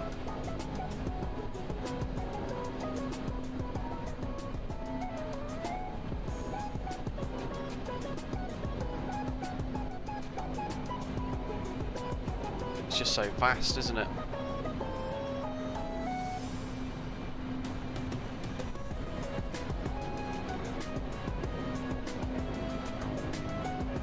Clayton, Manchester to Dalaman next few weeks.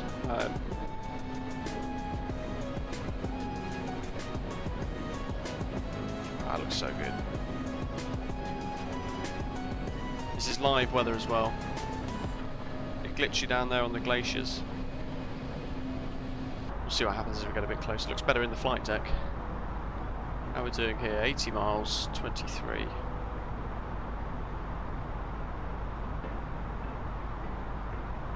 $66. Okay.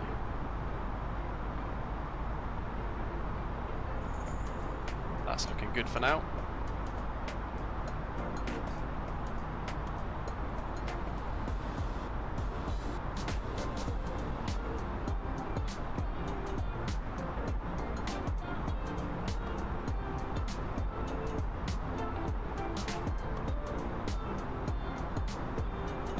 Narsarsuaq traffic, Greenland 165 is an Airbus A330-900 south of the field, 70 nautical miles. Going to be overflying the airfield, the NDB approach 06, breaking off for the circle to land runway 24. Will advise when overhead.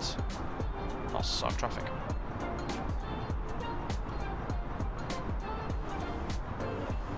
Manchester's Gran Canaria, indeed, Clayton. It's on the list. Inside my little list of things for things to do on Discord.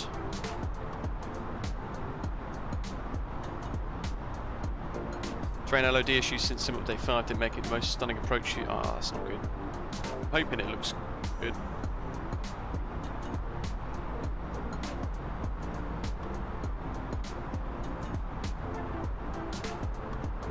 You can see the LOD sort of jumping about, can't you? That looks quite fantastic. And Narsarsuaq is through, basically in there.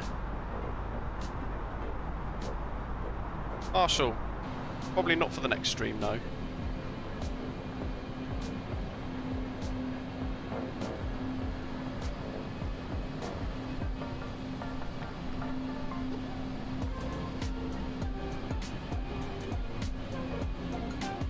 Ollie years ago, yes.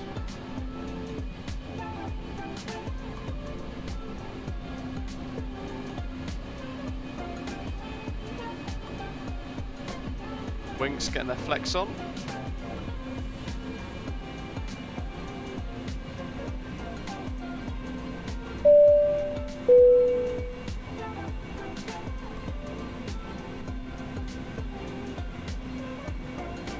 Lawrence, welcome on board. Marshall, there's a few things that I need to do content-wise, and then next week I've got a couple of ideas for some live streams that I've been planning on doing for a few weeks. I need to get back in the CRJ for sure. But I'm also potentially going to be bringing you guys quite a fantastic live stream in addition to a early access preview video over the next week or so. Providing I haven't started recording it yet. It's going to be an awesome add-on when it releases. It's very fun, very good. Yeah, the snow is quite deceptive, isn't it? I think I can see what you mean. Was it Dan mentioning it earlier? Kind of looks like it's very deceiving. We've got terrain map on. That's good, we need that.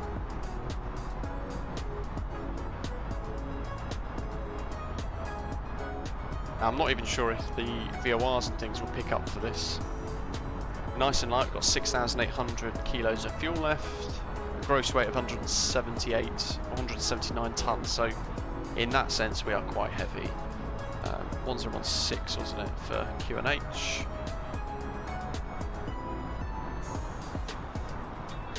Get that set ready.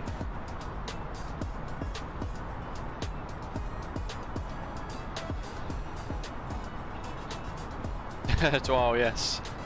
I've also put together a video of my recent British Airways flight from Thessaloniki back to Heathrow. Took a load of videos, 4K, 60 frames throughout the flight, and I've stitched it together into a little sort of like flight highlights type video as well. Very different of course from what I usually do, but wanted to give it a go.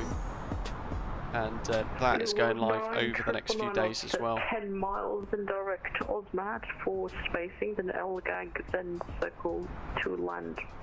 Procedure should be 10 minutes 50. behind 165. So actually 1,300.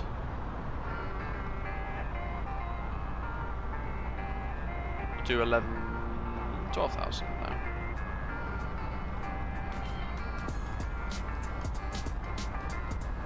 We'll just monitor things. We are on the cusp now of beginning a descent below 10,000, so then the speed's going to drop off. From 10,000 to 50, it says we need 21 nautical miles to get to 5,000. Where's the terrain gone here? What's the highest peak? We're coming in over 270, so actually there's a peak of about 6,000 feet ahead of us. So we're going to have to hold at 8,000 until, what's this ring here? 5 DME. Yeah, so I'm going to descend down to 6,000 maximum, I think. 7,000 maybe.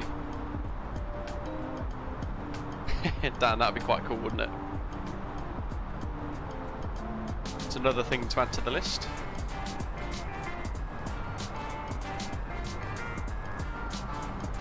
Actually, the Thessaloniki Freeware scenery for Microsoft Flight Simulator on flightsim.to is very good, having been to the real place. The old terminal and the new terminal look bang on.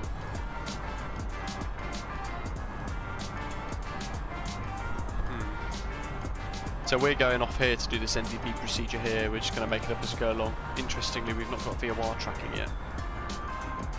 1.1.85 NQ. 359 for NA. Look at that. Wow.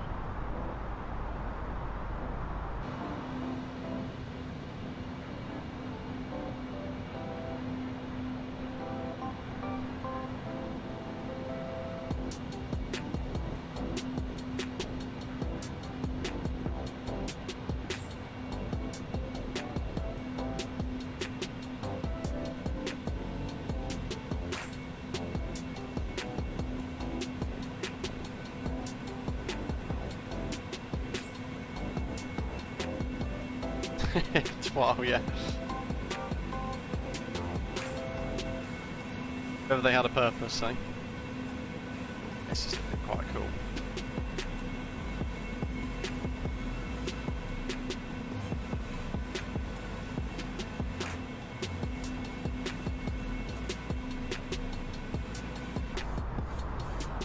I daren't descend beyond 12 to be honest, because that that looks like that's beyond us. 30 miles. God, I wish there was in the charts for this because we could actually we'd be able to see everything a bit better. It's, I think between these two tips of the mountains here, I think that's where Narsarsuaq is. But I can't really descend any lower without being too low.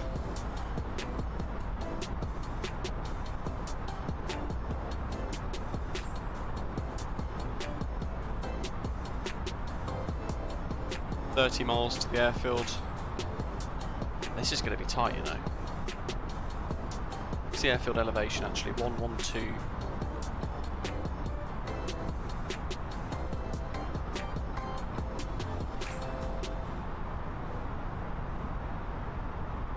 Need some good scenery for that, Wesley, I guess. You know, it's really good. What would be really nice actually an Iceland tour. There's some great Freeware scenery for that.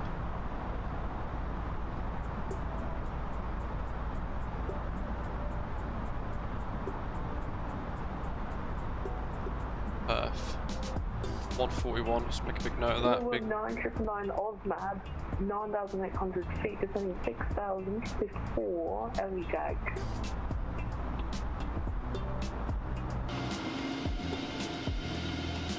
There's Moradin, Wojtek. Wesley's somewhere over there somewhere. Oh, this is looking so good. I know the LODs keep popping the scenery a little bit, but oh, this looks good. It looks like the airfield is where's the water? There's water. There's a bit more there.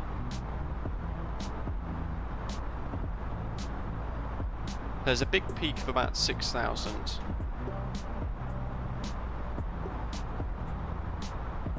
So I reckon the airfield's just over maybe this ridge. It's hard to tell. There's a lake.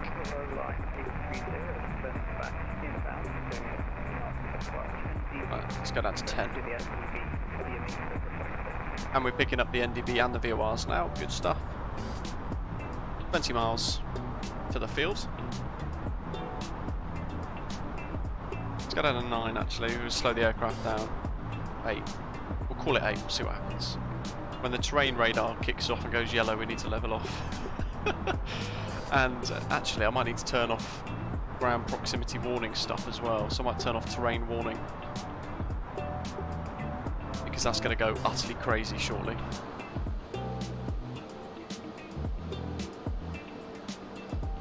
It says snap this back so I've got quicker control over the drone cam, because I want to spend more time in the flight deck for this next phase. Okay, this does look really good. We'll look at the scenery.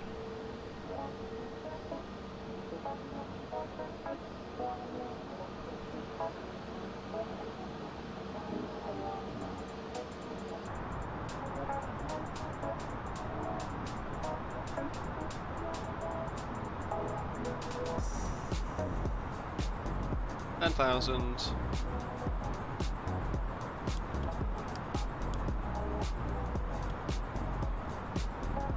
Get some wing icing on as well, I think. 1016. Need add 6,000 and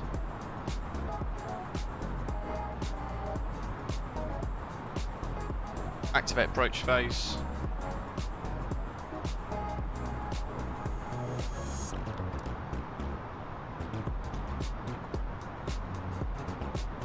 Look in. Oh, you know what? It's going to be in here, isn't it? That's the airfield.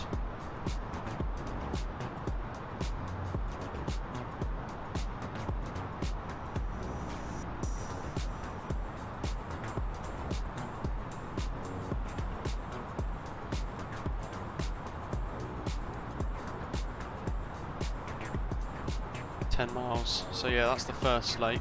Second lake's going to be here. So the airfield is literally here, the other side of this mountain ridge, I think. There's a big lake going in. Bit of land. Yes, the airfield's here, I think.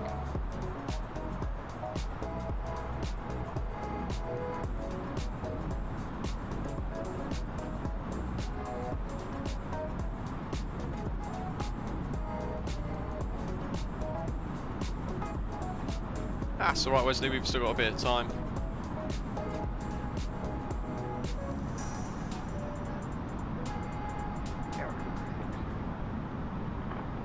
Right, so heading track FPA. Factor in the wind, here we go. There's the runway. God, it looks small.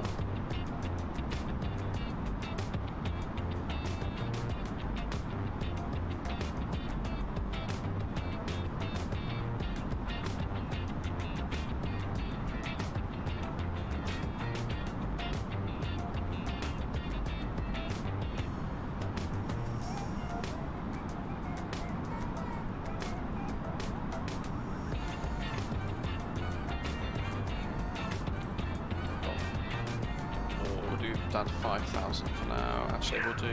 Let's sort out the spacing because you're all really tightly packed together. I'll turn right, heading 30. Just gonna say, whose fault is that? Wow, look at that, guys. That looks awesome. For airline 830, it's now turning fine. Oh, look at that. That looks so cool.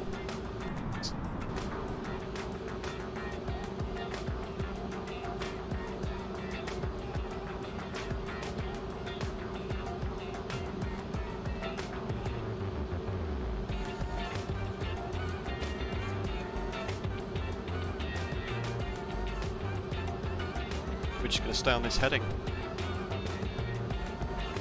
It's lovely, hello. Is this flight insured? Probably not.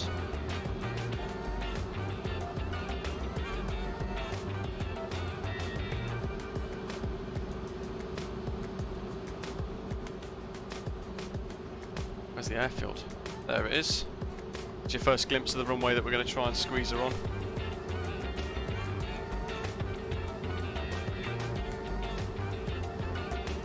Good grief.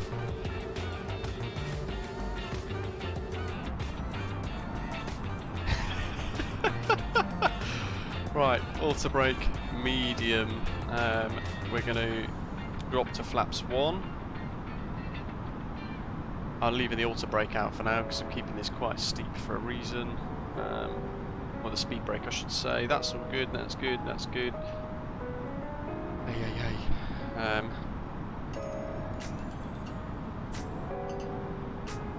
2 miles. 272 on the track.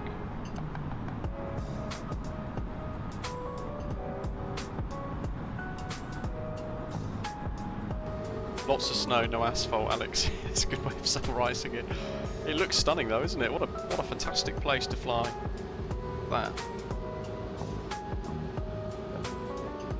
Met with this incredible challenge of the runway, of course. There's a Wesley behind us, I think. Oridin's on final approach down there somewhere. Probably potentially about to land. Can't see him though. Blue 1-9 left-bound direct to LGAG for flight level 60. Oh, who's that? Where'd they go? There they are. Is that Ashley? Live weather Roland, indeed. Narsarsuaq traffic for line 830 is starting the circle to land for 0.24. Get rid of the speed brakes. Almost at 8 miles. Strangely named airport traffic. This is Sierra Oscar Romeo. I'm close behind the Air Greenland. I think I'm number 2. Let me know.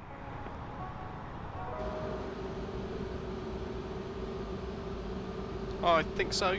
I'm at 180 knots, 180.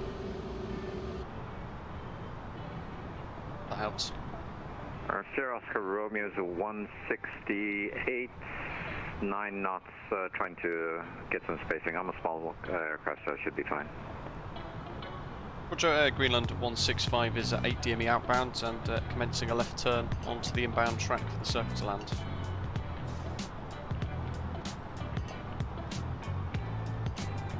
We'll be turning into that terrain there, so let's be careful of that. Around we go. We've got flaps 1. We'll try and keep it out. We're at minimums now, by the way. Can't go any lower.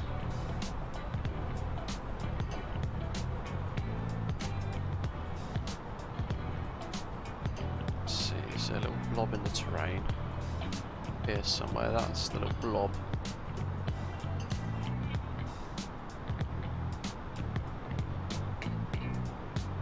So you can see I've got nothing on my nav display. Where's my cursor gone? Bloody thing. There we go. All the times for the sim to do that. Fly into a hill? Yeah, you don't need your cursor. Let's do 78, see what happens here.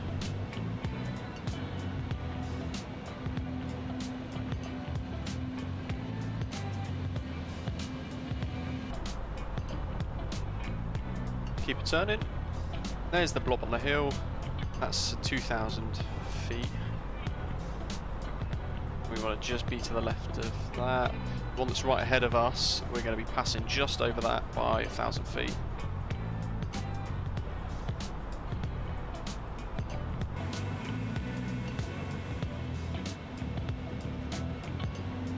There's an aircraft there. Scars, yes, it works for me.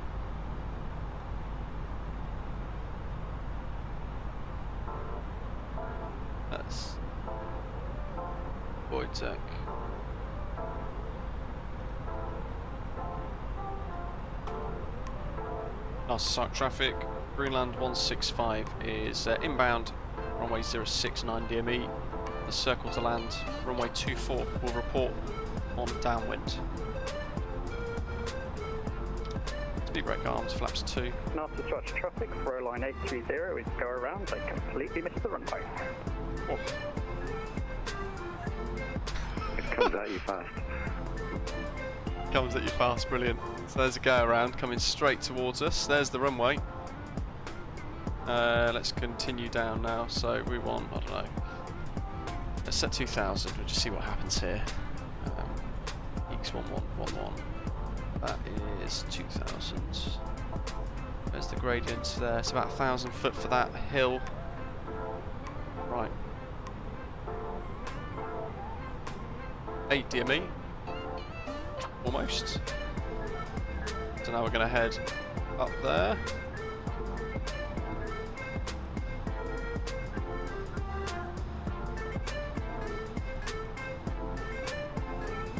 I was well off with 015.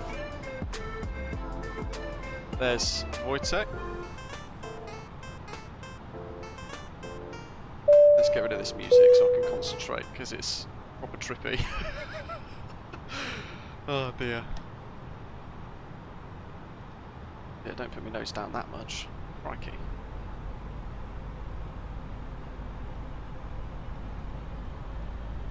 Do 150 for now. Sierra Oscar Romeo on final.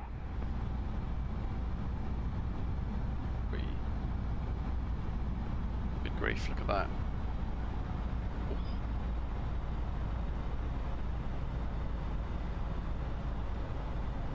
Down to 2. There's the view. Oh, there's the go around. Aircraft go around, please keep climbing. We are 10 miles from Bravo Whiskey 004 and we'll be descending down to 4,000 pretty soon. Go around's our priority.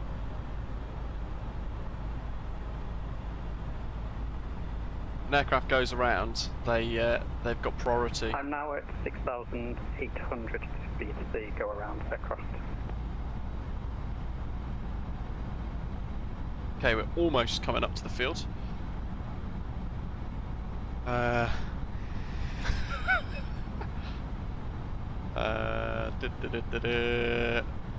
1,800.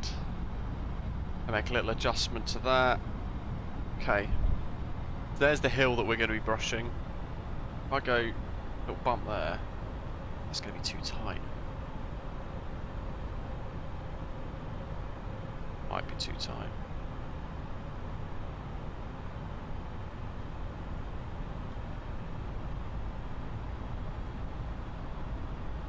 Uh, 06. Start turn to the right a little bit. How tight is that? I don't know. 1,800. I think I want to go any lower. Gear down. Full flaps. Let's leave her in auto, but managed speed, and we want 066. Traffic, American 490. I'm going to overfly the airport, and I'm going to circle to land on 06. I don't think I'm going to make T4. I think I've still got another 100 to go there. Blue 19999, 4,000 feet. Bravo Whiskey 004, turning left for heading 90. Right. 220. Let's pilot off. Repeat traffic through American 490. What's your distance? Blue 9999, Bravo Whiskey 004, 10, around 15 miles from the This is too runway. distracting. And 210 knots. This is going to be close for this. Look at possibly way too low. I think I'm okay. Narsarsuaq traffic, Greenland 165 is turning finals, runway 24 circle to land. On approach.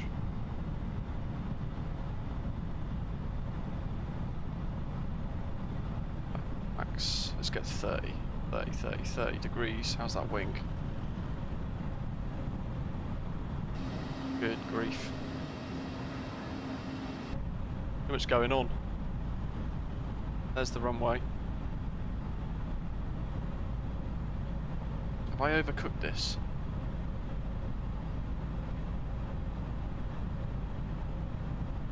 I think that's a missed approach. Greenland 165 going around.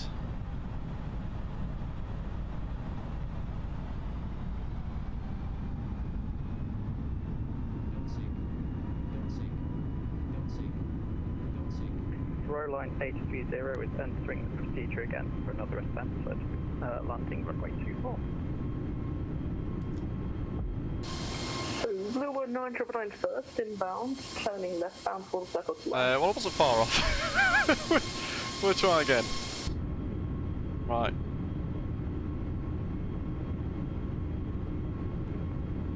What do we want? 272 outbound.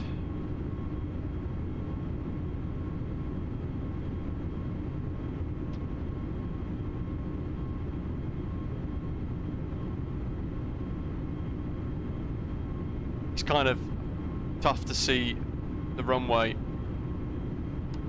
with all the ice. Right, back in the climb gate. That's some traffic. Tango Romeo Tango holding over November Alpha and Anton.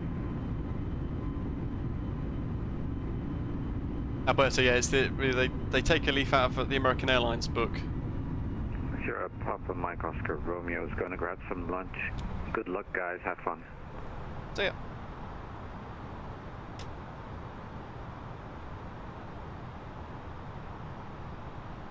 Who's that coming in?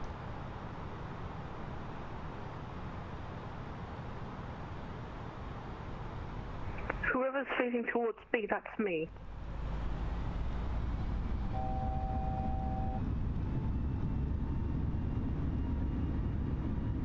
It's me, I'll wave out the window. Hi there. Good grief.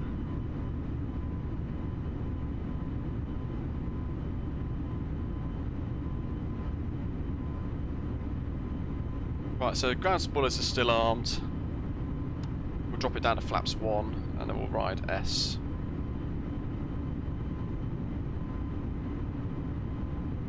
Runway Alberto 24. But yeah, we can't really see it very well, can we? Let's see, we're flying this manually again, aren't we?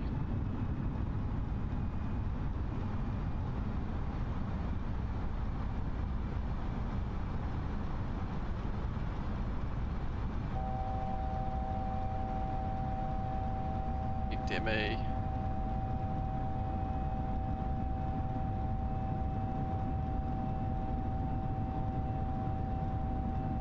For line 830 is turning onto final.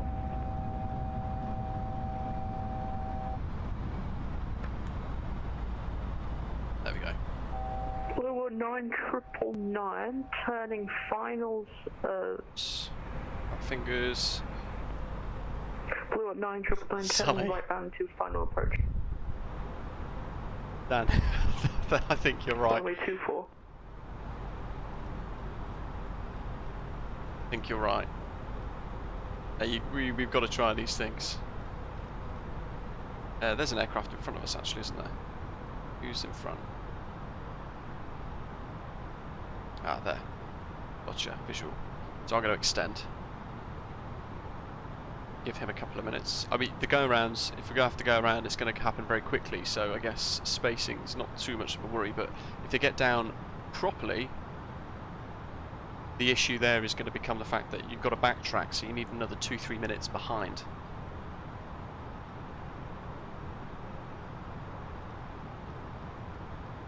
Drini, it's about 1 hour 50 estimated en route time.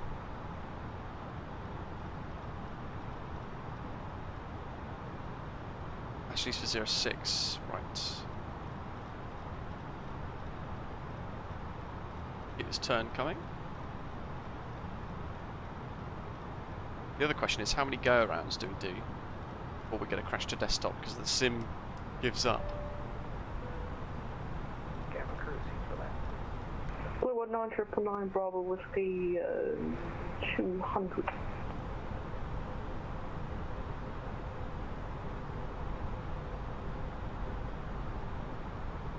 DBS, hello Mark, hope you're okay. Romeo Tango descending to 7,000 in the hold.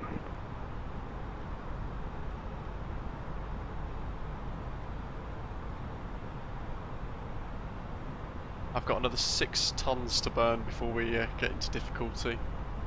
Where's the runway? Ah, there, I can see a green light.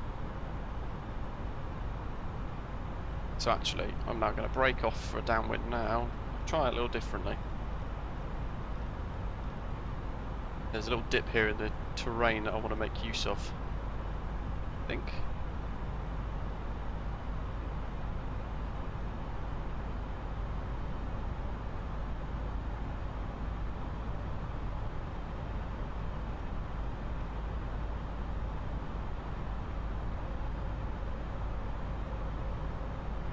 Line 830 is breaking off the circle to land runway 24.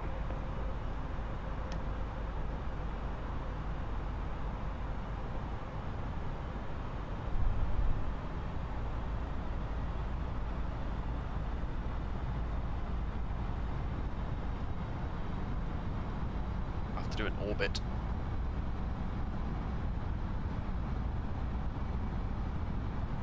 And Greenland 165 is entering a early downwind, runway 24, and might do a single orbit to the left, separation. Yeah, American 490 is about 9 DME out on a 066 heading 406. So this is where we're all stacking up now. How far is the alternate airport? It's Keflavik.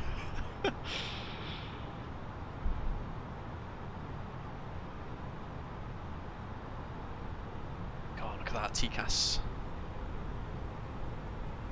Fluid 9999, hang on to the runway from 1 meter left. Backtracking runway 24. I can see them. A bit too aggressive on the downshift, isn't it? Orbit to the left, orbit to the right. Orbit to the right is safer on the lake, I think.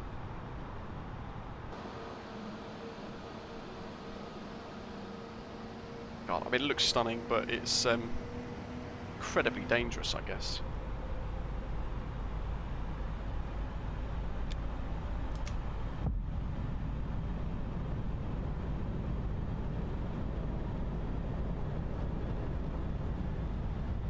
Greenland 165 is over the lake for one right-hand orbit for separation.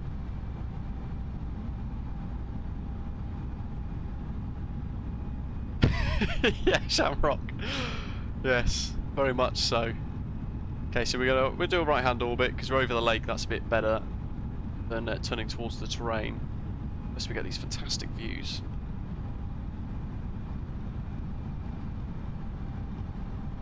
Row line is doing the final turn for runway 24. Okay, that's pretty good then.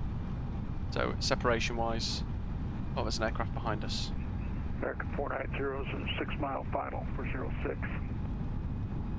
Okay, David's doing 06.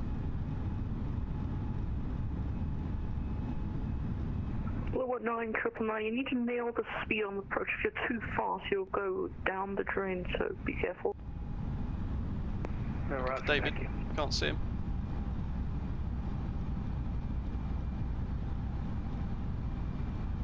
I'm going around. Wesley's still on the runway. Sorry. No worries. Sounds like you were going to cream that as well.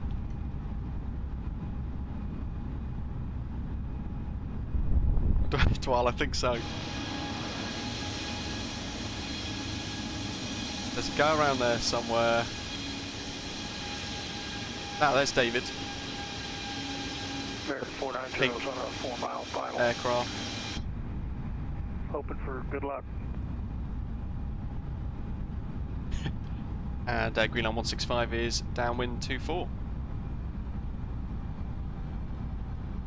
I can't go any slower.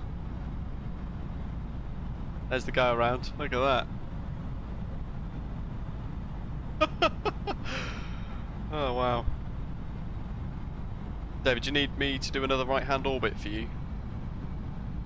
I don't believe so. I'm just about ready to settle down. I'm 2.5 miles out. Roger. Blue 19999, full vacated off the runway. Okay, that's all good. With visual, let's get rid of the terrain because that's rather confusing.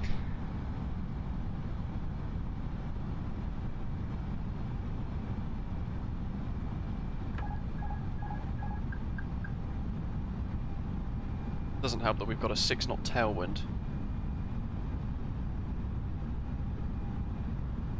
Okay, here we go. Oh, that little... that might be deceiving. I'm taking this a bit longer. I'm going to go down this little knob. So I'm going to hold 1,800, which is just going to be... let's see... oh, it's going to be tight. But I need to take the second valley. So we're going through this little tiny crest. Okay, American 490 is down. Greenland 165 is turning finals 24 to land. Oh man. For line 830, this is Tango Romeo Tango.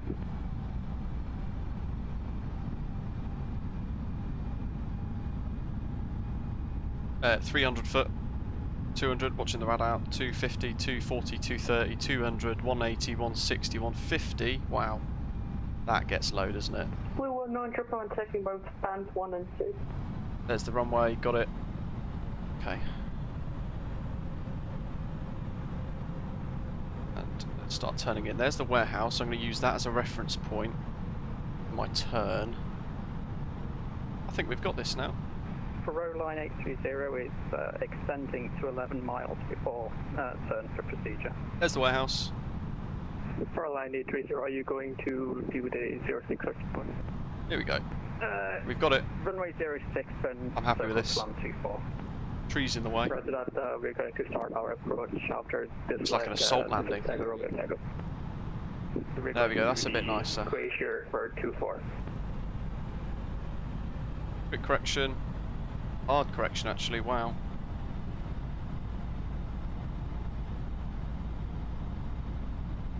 Bloody trees. Right on the threshold. Sink brake. Sink brake.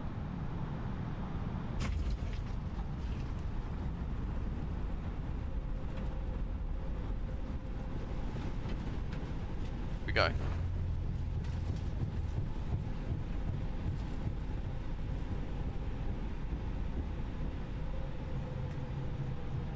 That's a good grief in capital letters. Greenland 165 is backtrack runway 06.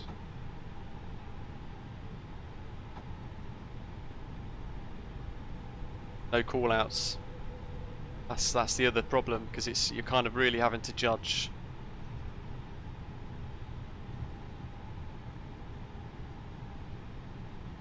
Had to get it down. Especially because the trees were certainly in the way there as well.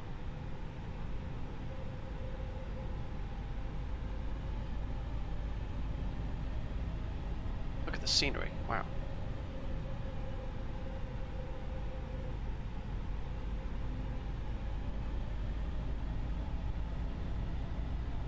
Tokyo Drift. Sorry to disappoint.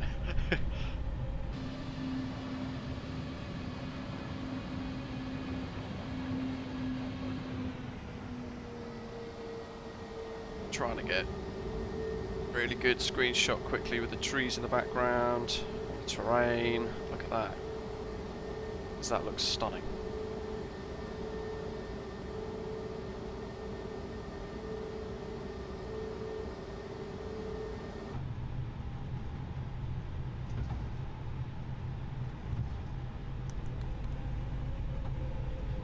Let's see, where's Alpha?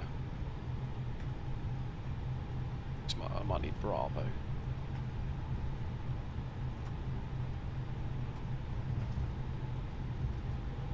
At Greenland 165, runway vacated.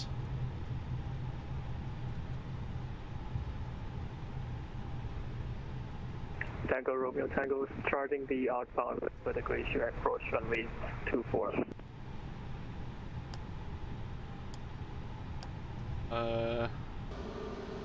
Where's Mandem gonna park?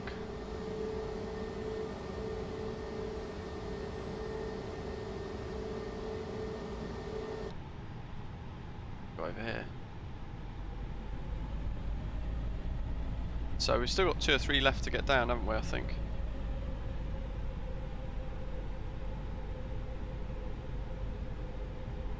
Yes, I'm on the snow.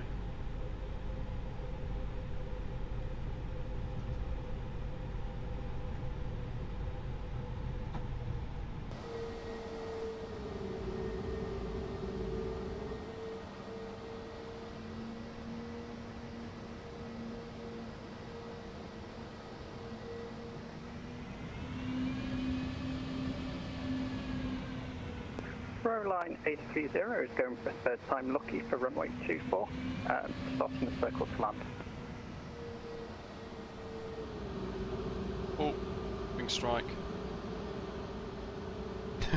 Trying to make room for everybody.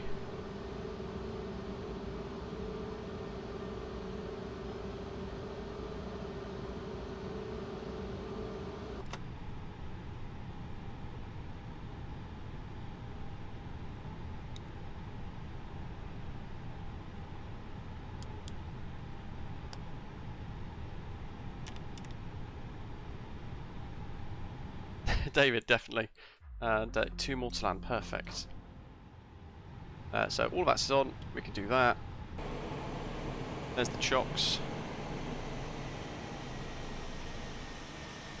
Where's the runway? So there's that rogue windsock, and the threshold is actually there, but the trees are there, so they didn't put an exclusion polygon.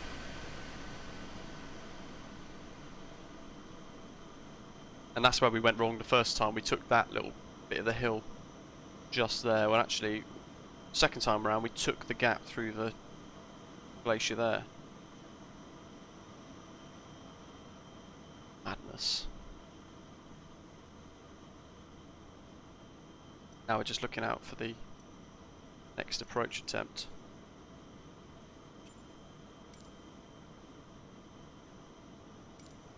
Oh, how strange. We've got a service door.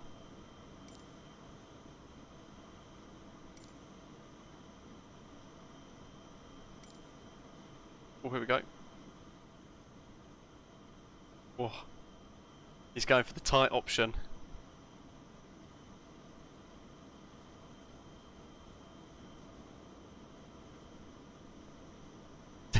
Yeah. Yeah, I think the biggest aircraft that now comes into this is Dash 8, I believe. What is that catering truck doing? Is he drunk? Oh wait, catering.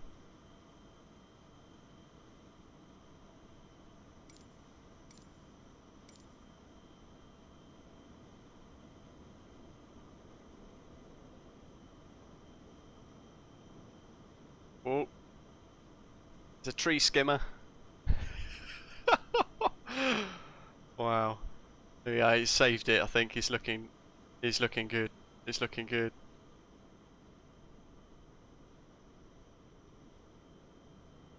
That's a screenshot.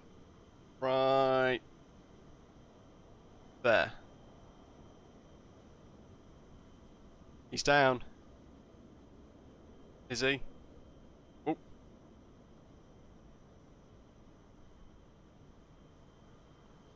I think he's going to be he's going to be skating on the gate on the lake. Oh, he stopped. Perhaps the bouncing was VATSIM's server thing being a bit funky, which will be gone when velocity arrives. It's down.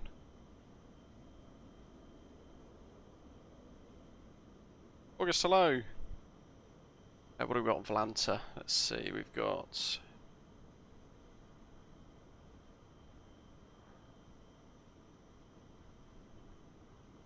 How many more to land?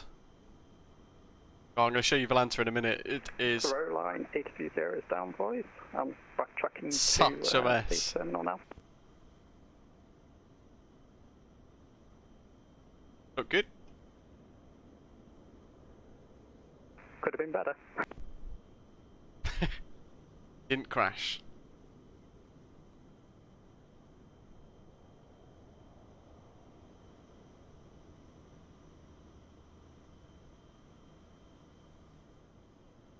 Ship add-on is wonky, is it?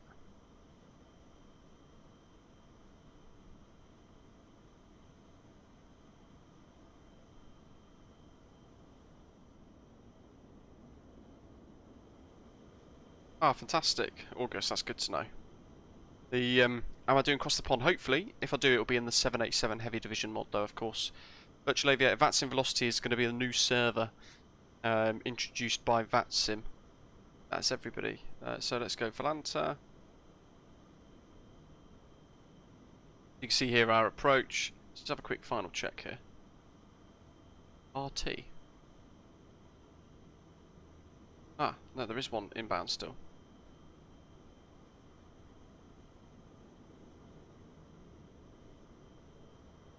Runway vacated.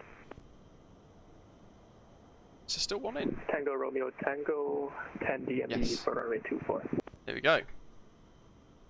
RT. Great little bit of freeware.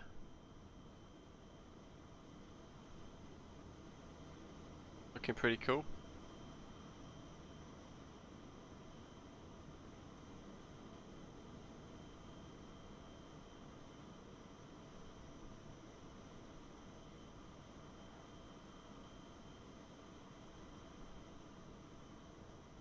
We'll have a look at my landing rating in a second on Volanta. It's more accuracy than smoothness I was going for there. I just had to get it down, but it didn't seem too bad. We're looking. Hopefully we're going to see. I did get into the lottery for Across the Pond, indeed, yes. And I think I got quite a fairly late ticket actually. The 17th of October at, well, actually exactly 2 days from now. It's 47 hours and 28 minutes from now. I'll be able to book my slots if there's anything left. It's coming down the valley. Gone for the scenic, like Visual Glacier approach.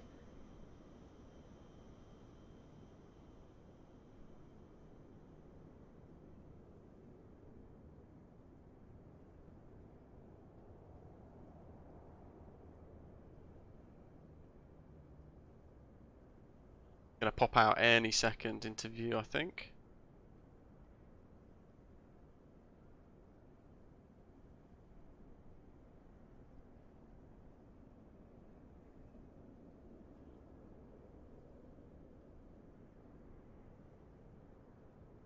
Alberto, how do you mean?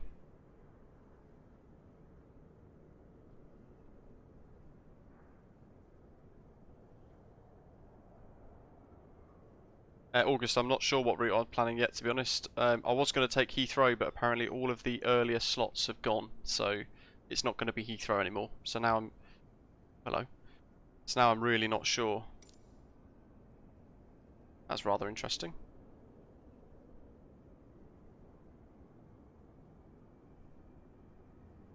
Tango Romeo Tango, we are 4.4 DME and runway inside for 7.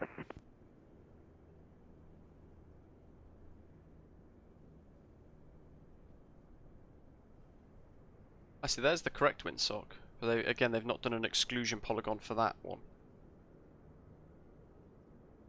Hopefully the scenery gets updated. It's been 8 months, I think, since it was last updated, this particular freeware bit.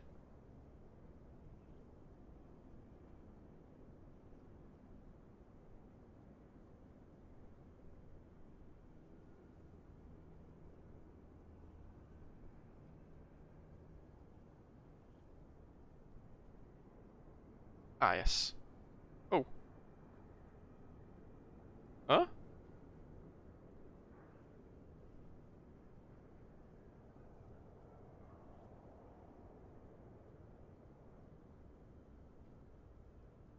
That's only the one.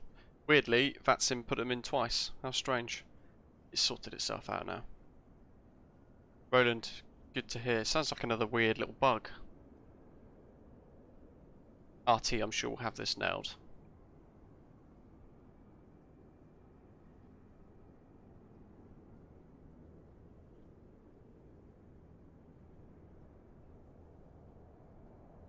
Yeah, Alberto, you do make a good point.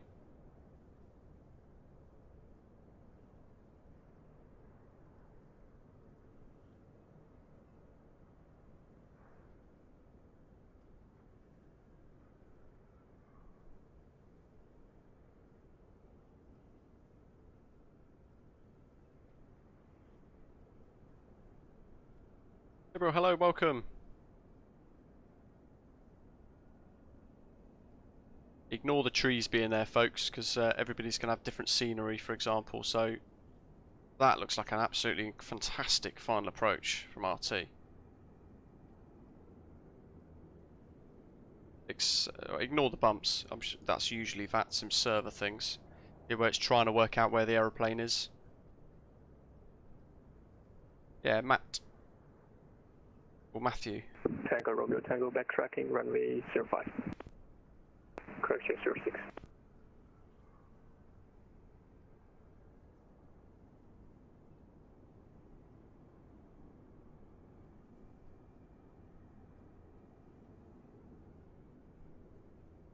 Awesome.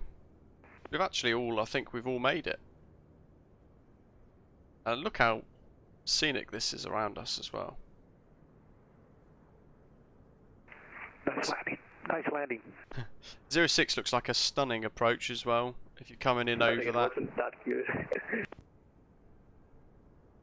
Oh, Roland, not sure. I need a livery creator to help out with that sort of thing. There we go. Let's get ready for the screenshot, shall we? Let's do that. Looks pretty good.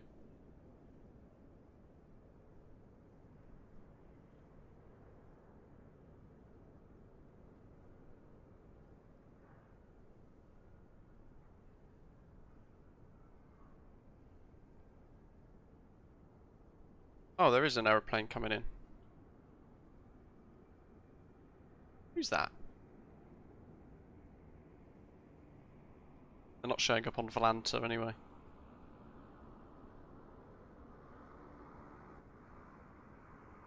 Yeah, 06 does look quite cool, David. It's got to be said.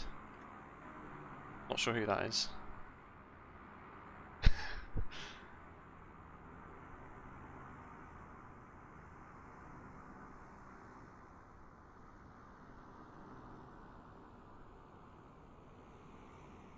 David, very true. When PMDG releases 737, we definitely need an Osprey one for that, of course, and they're 777 as well. I'd love an Osprey 777. Again, I'm not very good at making liveries, so I've got to rely on other people, the fantastic livery creators that have been painting away.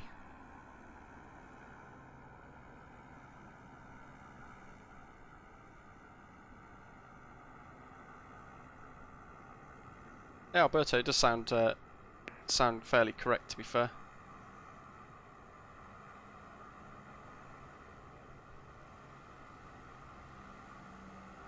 Let's see, maybe like that.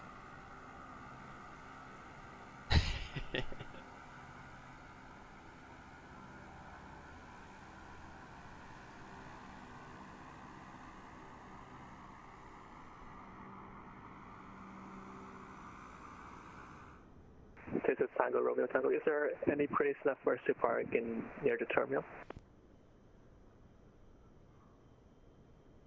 Volanta. Yeah, if you take the first right there, there's another stand just to the right.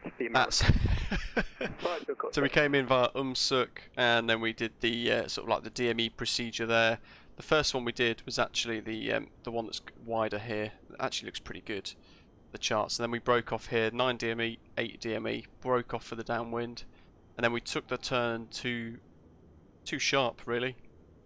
If I'd have maybe gone for 10-15 degrees initially, it'd have taken us over the ridge, and actually we'd have probably been okay, if not a little too high. But then the second approach, we've done a go around and then a left turn back out, climbed up, and then made our way back around. We've done a little orbit here, so you can see the orbit, and then we've gone back downwind for separation, back downwind, and then we've done the extended one. Actually, that looks quite nice, quite smooth. And then the touchdown, I don't believe the foot per minute Minus 932 foot per minute apparently. Not quite sure. That doesn't make sense because the G rating is 1.18, so the two don't correlate, but definitely not butter. The G suggests a bit of butter, but foot per minute not so much. There we go. I think that's looking pretty good for a little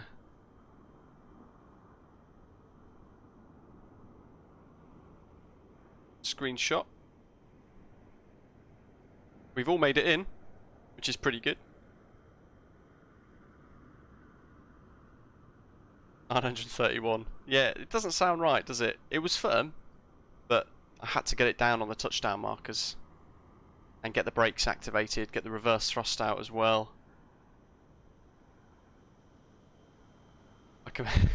I'm making all the excuses. If you guys think of any more excuses for the hard landing, do let me know. I can use them.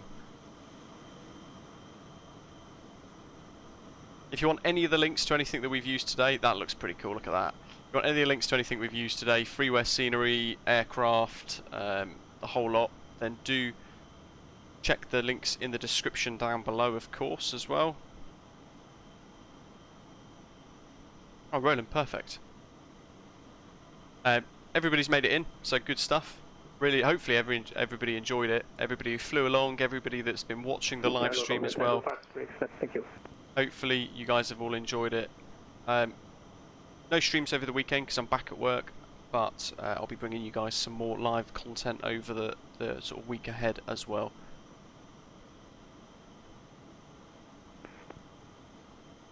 Keep an eye out. I've got a couple of videos going live over the weekend as well, so still stuff going on, but as workman blames his tools. Dwell exactly. Thank you everybody for tuning in and watching. Thank you to Ollie for your super chat, for your tip, and Kieran for your super chat, and Herbert for becoming a new channel member as well. Very warm welcome to all of you guys. Thank you to everybody who flew along. Saphira's got the perfect excuse for me for my firm touchdown there. It was icy, so I needed a firm landing to make the brakes more effective. There we go. And tyre grip, we'll add that in as well. Awesome. I'm looking forward to next week. I've got some great content to bring you guys, and not an exclusive, but I'm not aware of anyone else that's got hold of the add-on that I've got to show you guys for a bit of an early access preview. It is going to be awesome, so do keep your eye out for that. In the meantime, as always, make sure you stay subscribed. If you've not done so already, do click that button. Give us a little like as well, give us a thumbs up, and I'll see you soon. Enjoy the rest of the weekend, and we'll continue the conversation in Discord. As always, thank you very much for watching, and I'll see you soon. Take care.